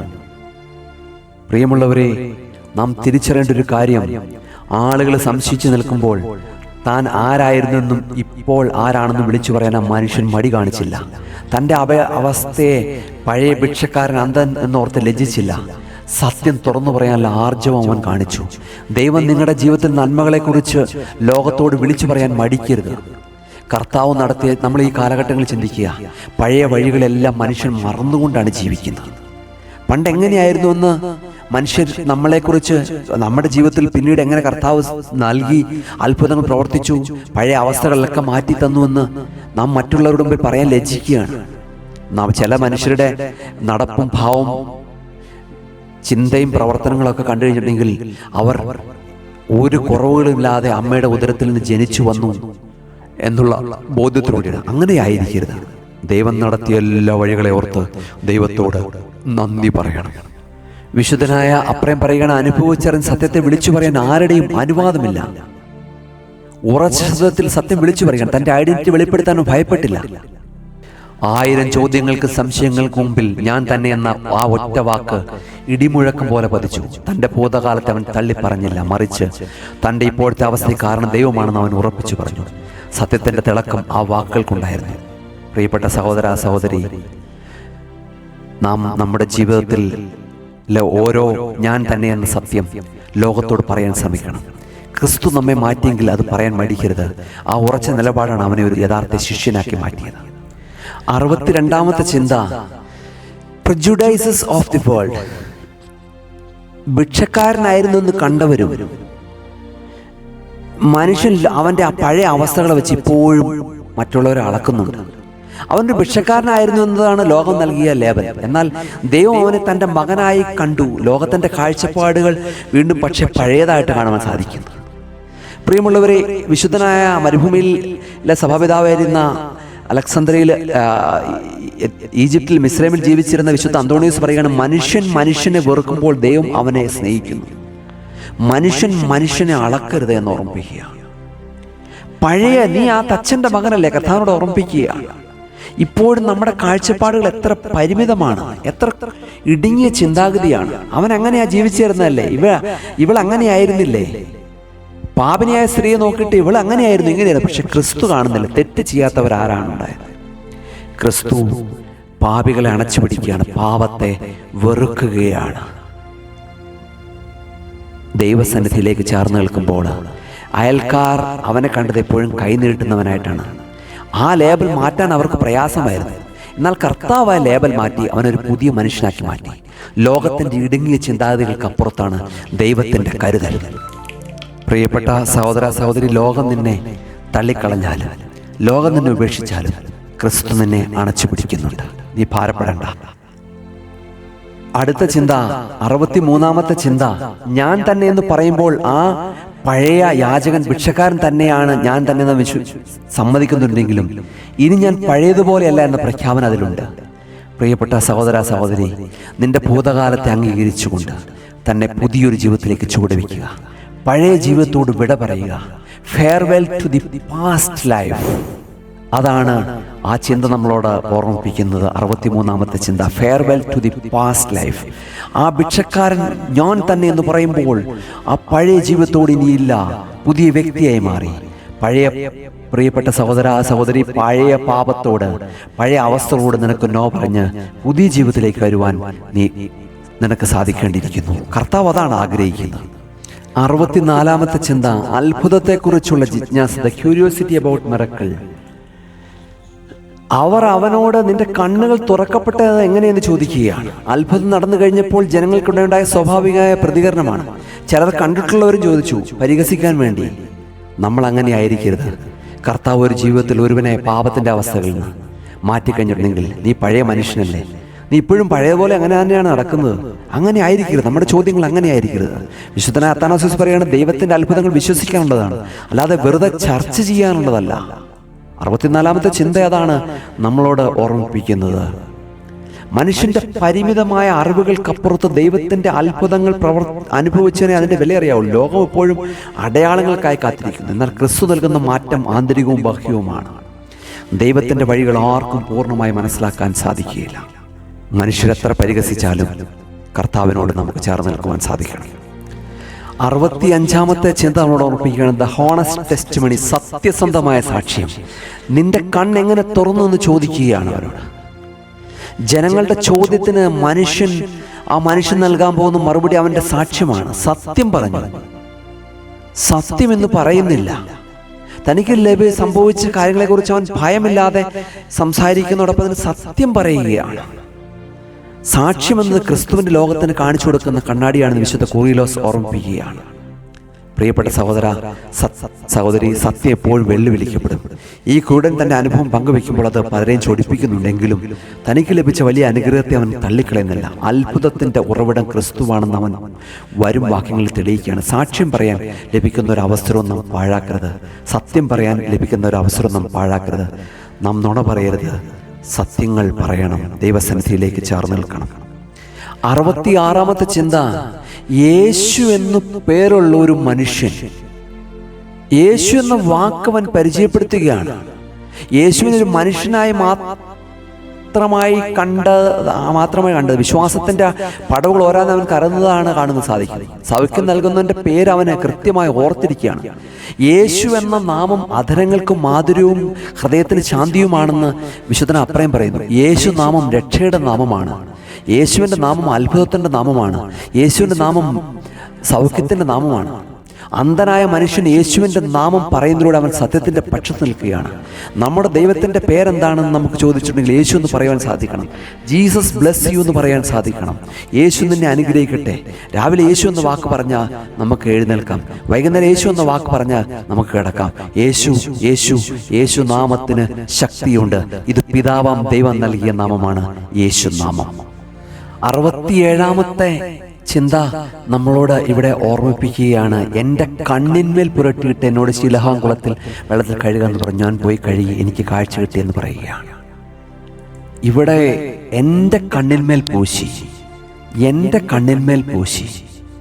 അവൻ പറയുകയാണ്, കാഴ്ചയില്ലാത്തവന് വാക്കുകളേക്കാൾ കൂടുതൽ അനുഭവവേദ്യമായത് ക്രിസ്തുവിൻ്റെ ആർദ്രമായ സ്പർശനമാണ്. ദൈവം നമ്മെ സ്പർശിക്കുമ്പോൾ നമ്മുടെ ബലഹീനതകൾ ശക്തിയായി മാറുന്നു. എൻ്റെ കണ്ണിന്മേൽ പുരട്ടി. എൻ്റെ വ്യക്തിപരമായ ജീവിതത്തിൽ അത്ഭുതം പ്രവർത്തിച്ചു. എനിക്ക് നമ്മുടെ വിശ്വാസങ്ങൾ പലപ്പോഴും നമ്മുടെ അനുഭവങ്ങളിലൂടെ നമുക്ക് കണ്ടെത്തുവാൻ സാധിക്കും. ഈ കാലഘട്ടങ്ങളിൽ തിയോളജിക്കലായിട്ട് മനുഷ്യൻ ചിന്തിക്കുമ്പോൾ അവൻ പഠനത്തിലൂടെ അല്ലെങ്കിൽ ഡിസർട്ടേഷനിലൂടെ യേശുവിനെ വരച്ചു കാണിക്കുമ്പോൾ ഇതാ ഈ മനുഷ്യൻ, പാവം പിടിച്ച മനുഷ്യൻ എൻ്റെ കണ്ണിൽ പുരട്ടിയെന്ന് സ്വയം അനുഭവങ്ങൾ പങ്കുവയ്ക്കുകയാണ്. നമ്മൾ അങ്ങനെ ആയിരിക്കണം. ക്രിസ്തുവിനോട് നാം ചേർന്ന് നിൽക്കണം. സ്വന്തം അനുഭവങ്ങൾ ക്രിസ്തു നൽകിയെന്നാണെന്ന് ഓർമ്മിപ്പിക്കും. ചേർന്ന് നാം ചിന്തിക്കുമ്പോൾ, അത് പങ്കുവെക്കുമ്പോൾ ക്രിസ്തു നമ്മെ കൂടുതൽ അനുഗ്രഹിക്കും. പ്രിയപ്പെട്ട സഹോദര സഹോദരി, ദൈവത്തിൻ്റെ പ്രവൃത്തിയെ പൂർണ്ണ വിശ്വാസത്തോടെ നീ സ്വീകരിക്കാൻ നമുക്ക് തയ്യാറാകണം. 68-ാമത്തെ ചിന്ത പറയുകയാണ്, ഞാൻ പോയി എന്നവൻ സാക്ഷ്യപ്പെടുത്തുന്നു. നമ്മൾ മനസ്സിലാക്കേണ്ട ഒരു കാര്യം, കേൾക്കുക എന്ന് മാത്രമല്ല, പ്രവർത്തിക്കുക വേണം. യേശു പറഞ്ഞ വചനങ്ങളെ അനുസരിച്ചു അവൻ. Steps of obedience. അവൻ പോയി എന്ന് കൃത്യമായിട്ട് പറയുകയാണ്. ഇതിലൂടെ ഓർമ്മിപ്പിക്കുന്ന അവൻ ലോകത്തോട് വിളിച്ചു പറയുകയാണ്, നിങ്ങൾ പോയാൽ, അവനെ അനുസരിച്ചാൽ നിനക്കും അത്ഭുതം പ്രവർത്തിക്കും. പ്രിയപ്പെട്ട സഹോദര സഹോദരി, കർത്താവിൻ്റെ വാക്കുകൾ അനുസരിച്ചാൽ ദൈവം നിന്റെ ജീവിതത്തിൽ അത്ഭുതങ്ങൾ പ്രവർത്തിക്കും. 69-ാമത്തെ ചിന്ത, ഈ പിറവിക്കുരുടൻ അന്ധനായിരുന്ന മനുഷ്യൻ ഇവരുടെ ചോദ്യങ്ങൾക്ക് കൃത്യമായിട്ടും വ്യക്തമായും ലളിതമായും ഉത്തരം നൽകുന്ന ഒരു വ്യക്തിയെ നമുക്ക് കാണുവാൻ സാധിക്കും. ലോകം പ്രിയപ്പെട്ട സഹോദരങ്ങളെ, ഈ 69-ാമത്തെ ചിന്ത നമ്മളോട് ഓർമ്മിപ്പിക്കുകയാണ്, ലോകം the simple answer to the questions. ചോദ്യങ്ങൾക്ക് ലളിതമായ മറുപടി. ലോകം സങ്കീർണമായ ചോദ്യങ്ങൾ ചോദിക്കുമ്പോൾ അവൻ ലളിതമായ സത്യം പറയുന്നു. ആത്മീയ കാര്യങ്ങൾ വിവരിക്കാൻ വലിയ പാണ്ഡിത്യം വേണ്ട, മറിച്ച് ദൈവമായിട്ടുള്ള ഒരു വ്യക്തിപരമായ അനുഭവം മതി. നമ്മളിന്ന് വളരെയധികം പഠനത്തെയൊന്നും കുറ്റപ്പെടുത്തുകയല്ല, മറിച്ച് വലിയ അറിവുകൾ സമ്പാദിക്കുന്നു. മറിച്ച് ദൈവാനുഭവം ഇല്ലെങ്കിൽ ഈ അറിവുകളെല്ലാം വ്യർത്ഥമാണ്. ദൈവസന്നിധിയിലേക്ക് ചേർന്ന് നിൽക്കുമ്പോൾ കർത്താവ് പറയുകയാണ്, ആ സമയത്ത് പറയേണ്ടതെന്ന് പരിശുദ്ധാത്മാവിൻ്റെ ബോധ്യത ലഭിക്കും. മനുഷ്യർ നിന്നെ ചോദ്യം ചോദിച്ച് കുഴപ്പിക്കുമ്പോൾ, മനുഷ്യർ നിന്നെ തള്ളിക്കളയുമ്പോൾ കർത്താവ് നിന്റെ ജീവിതത്തിൽ അത്ഭുതങ്ങൾ പ്രവർത്തിക്കും. 70-ാമത്തെ ചിന്ത പറയുകയാണ്, self surrender of the blind മാൻ. അന്ധനായ മനുഷ്യന്റെ സ്വയം സമർപ്പണം. തൻ്റെ കണ്ണുകൾ അപരിചിതനായ ഒരാൾക്ക് അല്ലെങ്കിൽ ക്രിസ്തുവിന് അവൻ വിട്ടുകൊടുക്കുകയാണ്. ഒരുപക്ഷെ ക്രിസ്തുവിനെ നേരത്തെ അറിഞ്ഞിട്ടുണ്ടായിരിക്കാം, അല്ലെ അറിഞ്ഞിട്ടില്ലായിരിക്കാം, പക്ഷെ അവൻ ക്രിസ്തുവിന് പരിപൂർണമായിട്ട് വിട്ടുകൊടുക്കുകയാണ്. തൻ്റെ കുറവുകളെ ദൈവത്തിന് വേണ്ടി സമർപ്പിക്കുമ്പോൾ ദൈവം നമുക്ക് കാഴ്ച നൽകും, നമുക്ക് വെളിച്ചം ലഭിക്കും. നമ്മുടെ കുറവുകൾ നാം ക്രിസ്തുവിനെ വിട്ടുകൊടുക്കുവാൻ തയ്യാറാകുന്നുണ്ടോ? കൊണ്ടുവരിക. നിങ്ങളുടെ കയ്യിൽ എന്തുണ്ടാ? 5 അപ്പവും കുറച്ച് മീനുകളും കൊണ്ടുവരിക എൻ്റെ അടുത്തേക്ക്. ഞാൻ അതിനെടുത്ത് വാഴ്ത്തി അനേകർക്ക് കർത്താവിൻ്റെ സന്നിധിയിലേക്ക് ആ പാലം കൊടുത്തപ്പോൾ അനേകർക്ക് അത് വിളമ്പുവാനായിട്ട്, ശേഷിച്ച കഷ്ണങ്ങൾ അനേക കുട്ടകൾ നിറച്ചു വയ്ക്കാനായിട്ട് സാധിച്ചു. സ്വയം സമർപ്പിക്കുവാനായിട്ട് നാം തയ്യാറാകണം. 71-ാമത്തെ ചിന്ത, ഫിയർലെസ് ടെസ്റ്റിമണി. യേശുവിനെ കുറിച്ച് പറയുന്നത് തന്നെ ആ കാലത്ത് അപകടകരമായിരുന്നു. എങ്കിലും സത്യം പറയാൻ അവൻ ഭയപ്പെട്ടില്ല. ദൈവകൃപ ലഭിച്ച ഒരാൾക്ക് ലോകത്തെ ഭയപ്പെടേണ്ടി വരില്ല. ഭയമില്ലാത്ത സാക്ഷ്യം. നമ്മൾ ക്രിസ്തു നൽകിയിരിക്കുന്ന അത്ഭുതങ്ങളെ, അനുഗ്രഹങ്ങളെ ഓർത്ത് ദൈവസന്നിധിയിൽ നന്ദി പറയുന്നതോടൊപ്പം തന്നെ ഭയമില്ലാതെ നമുക്ക് സാക്ഷ്യീകരിക്കുവാനായിട്ട്, ക്രിസ്തുവിനെ സാക്ഷീകരിക്കാൻ സാധിക്കണം. ആരുടെ മുമ്പിലും എൻ്റെ ജീവിതത്തിൽ ഞാൻ പഠിച്ച് കഷ്ടപ്പെട്ട് ജോലി കിട്ടിയതാണെന്ന് പറയരുത്, മറിച്ച് കർത്താവ് എനിക്ക്, എൻ്റെ യേശു എനിക്ക് നൽകിയതാണെന്ന് ഭയമേതമെന്നെ മറ്റുള്ളവരുടെ അടുത്ത് പറയുവാനായിട്ട് നമുക്ക് സാധിക്കണം. 72-ാമത്തെ ചിന്ത ഓർമ്മിപ്പിക്കുന്നത്, unchanging truth. The unchanging truth of cured man. മാറ്റമില്ലാത്ത സൗഖ്യം ലഭിച്ചവൻ്റെ മാറ്റമില്ലാത്ത സത്യം. അവൻ ആവർത്തിച്ചു പറയുന്ന ഒരേ കാര്യം തന്നെയാണ്. സത്യത്തിന് ഒരിക്കലും മാറ്റമില്ല. ഏത് സമ്മർദ്ദത്തിൻ്റെ മുമ്പിലും തൻ്റെ അനുഭവത്തെ മാറ്റി പറയാൻ അവൻ തയ്യാറായില്ല. ചില പ്രതിസന്ധികൾ വരുമ്പോൾ, ചില ദുഃഖങ്ങൾ വരുമ്പോൾ നമ്മൾ ക്രിസ്തുവിനെ തള്ളിക്കളയുന്നു. അല്ലെങ്കിൽ ചില മനുഷ്യർ മറ്റു മതസ്ഥരുടെ മുമ്പിൽ നിൽക്കുമ്പോൾ അവരുടെ ആചാരാനുഷ്ഠാനങ്ങളെ പുൽകാൻ പറയുമ്പോൾ ക്രിസ്തുവിനെ നമ്മൾ തള്ളിക്കളയുന്നു. പക്ഷേ ഈ സൗഖ്യം ലഭിച്ച മനുഷ്യൻ എല്ലായിടത്തും എപ്പോഴും, അതേ, കർത്താവാണ് എനിക്ക് അത്ഭുതം എൻ്റെ ജീവിതത്തിൽ പ്രവർത്തിച്ചത്, കർത്താവ് എനിക്ക് നൽകിയതാണ്, അത് ഒരിക്കലും അവൻ മാറ്റി പറയാൻ ഇടവന്നില്ല. നമ്മളും അങ്ങനെ ആയിരിക്കണം. ഒരു കാരണവശാലും മാറ്റി പറയാനായിട്ട് നമുക്കിടരുത്. എവിടെയും കർത്താവിനെ സാക്ഷീകരിക്കുക. 73-ാമത്തെ ചിന്ത, സൃഷ്ടാവിനെ തിരയുന്ന വേൾഡ് സീക്കിംഗ് ദ ക്രിയേറ്റർ. അവൻ എവിടെയെന്ന് അവർ അന്വേഷിച്ചു. പ്രിയപ്പെട്ട സഹോദരങ്ങളെ, സഹോദരിമാരെ, യേശു എവിടെ എന്ന ചോദ്യം ഇന്നും പ്രസക്തമാണ്. വിശ്വാസികൾക്കിടയിലും അവിശ്വാസികൾക്കിടയിലും ഈ തിരച്ചു തുടരുകയാണ്. നന്മ ചെയ്യുന്നവന് ലോകം അന്വേഷിച്ചു വരും. ക്രിസ്തു തൻ്റെ പ്രവർത്തികൾ തന്നെ വെളിപ്പെടുത്തുന്നു. നാം അവനെ നമ്മുടെ ഹൃദയങ്ങളിൽ കണ്ടെത്തണം. ജനങ്ങളുടെ ചോദ്യം യേശുവിൻ്റെ സ്വാധീനം വെളിപ്പെടുത്തുന്നു. കാഴ്ച ലഭിച്ച മനുഷ്യനേക്കാൾ ഇപ്പോൾ എല്ലാവർക്കും താല്പര്യം മനുഷ്യനെ കാണാനാണ്. ലോകം എപ്പോഴും രക്ഷകനെ തേടിക്കൊണ്ടിരിക്കും. ആ സത്യം ആ അന്ധൻ പറഞ്ഞു കൊടുത്തതുപോലെ, പൂർവികമായ ആ കാഴ്ച ലഭിച്ചവൻ പറഞ്ഞു കൊടുത്തതുപോലെ ആ സത്യത്തെ നാം വെളിപ്പെടുത്തുകയും അനേകർ യേശുവിടെ എന്ന് ചോദിച്ചു വരുവാൻ നമ്മിലൂടെ ഇടവരുത്തുകയും വേണം. 74-ാമത്തെ ചിന്ത നമുക്കവിടെ കാണുവാൻ സാധിക്കുന്നത് ഇപ്രകാരമാണ്. ഞാൻ അറിയുന്നില്ല, ആ മനുഷ്യൻ എവിടെയെന്ന് ചോദിക്കുമ്പോൾ ഞാൻ അറിയുന്നില്ല എന്ന് അവൻ ഉത്തരം പറയുകയാണ്. സത്യസന്ധമായിട്ട് അവൻ ഉത്തരം പറയുകയാണ്. നമ്മുടെ ആത്മീയ ജീവിതത്തിൽ എല്ലാം അറിഞ്ഞുകൊള്ളണമെന്നില്ല, അനുഭവം ഉണ്ടാകുക എന്നാണ് പ്രധാനം. ആ മനുഷ്യൻ വളരെ സത്യസന്ധമായിട്ട് ഉത്തരം നൽകുകയാണ്. കാഴ്ച ലഭിച്ചു, അവനിൽ നിന്ന് കാഴ്ച ലഭിച്ചു എങ്കിൽ തന്നെയും അവൻ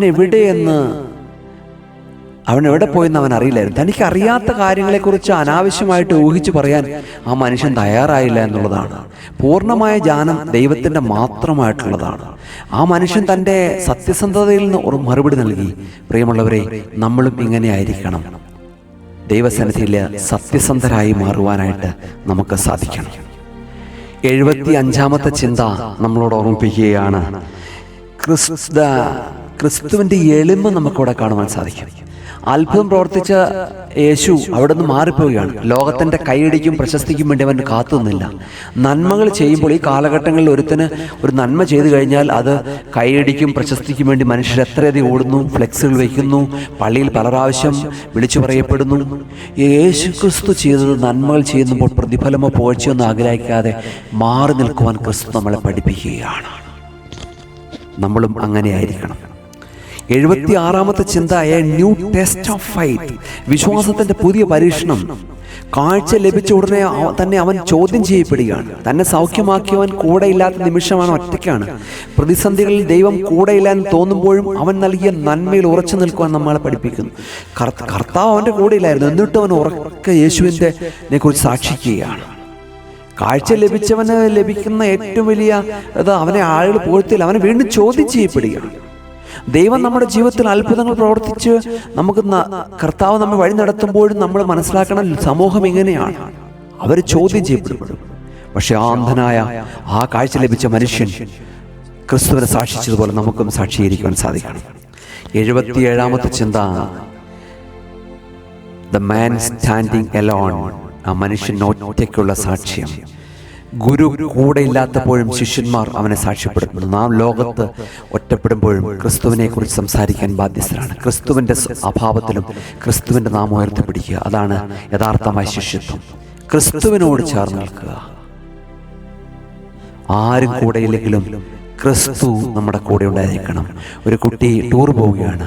അവൻ്റെ പിതാവ് അവനോട് പറഞ്ഞു, പോകണ്ടെന്ന് പറഞ്ഞു. മറ്റു മതസ്ഥരുടെ ആരാധനാലയങ്ങളിലാണ്, പബ്ബുകളിലൊക്കെ പോകുന്നുണ്ട്. അവൻ തൻ്റെ മകനോട് പറയുകയാണ്, നിനക്ക് ഇഷ്ടമുള്ള വഴിയിലൂടെയൊക്കെ പൊക്കോളുക, പക്ഷെ ക്രിസ്തുവിന് കൂടെ വരാൻ പറ്റുന്ന ഇടമായിരിക്കണം. ക്രിസ്തു കൂടെ ഇല്ലാത്തപ്പോഴും ക്രിസ്തുവിൻ്റെ ഭാവം നമ്മൾക്ക് ശിഷ്യന്മാർ ധരിച്ചതുപോലെ, ആ സൗഖ്യം കിട്ടിയ മനുഷ്യൻ ധരിച്ചതുപോലെ നമ്മൾ ക്രിസ്തുവിൻ്റെ ഭാവം ധരിക്കുവാനായിട്ട് നമുക്ക് സാധിക്കണം.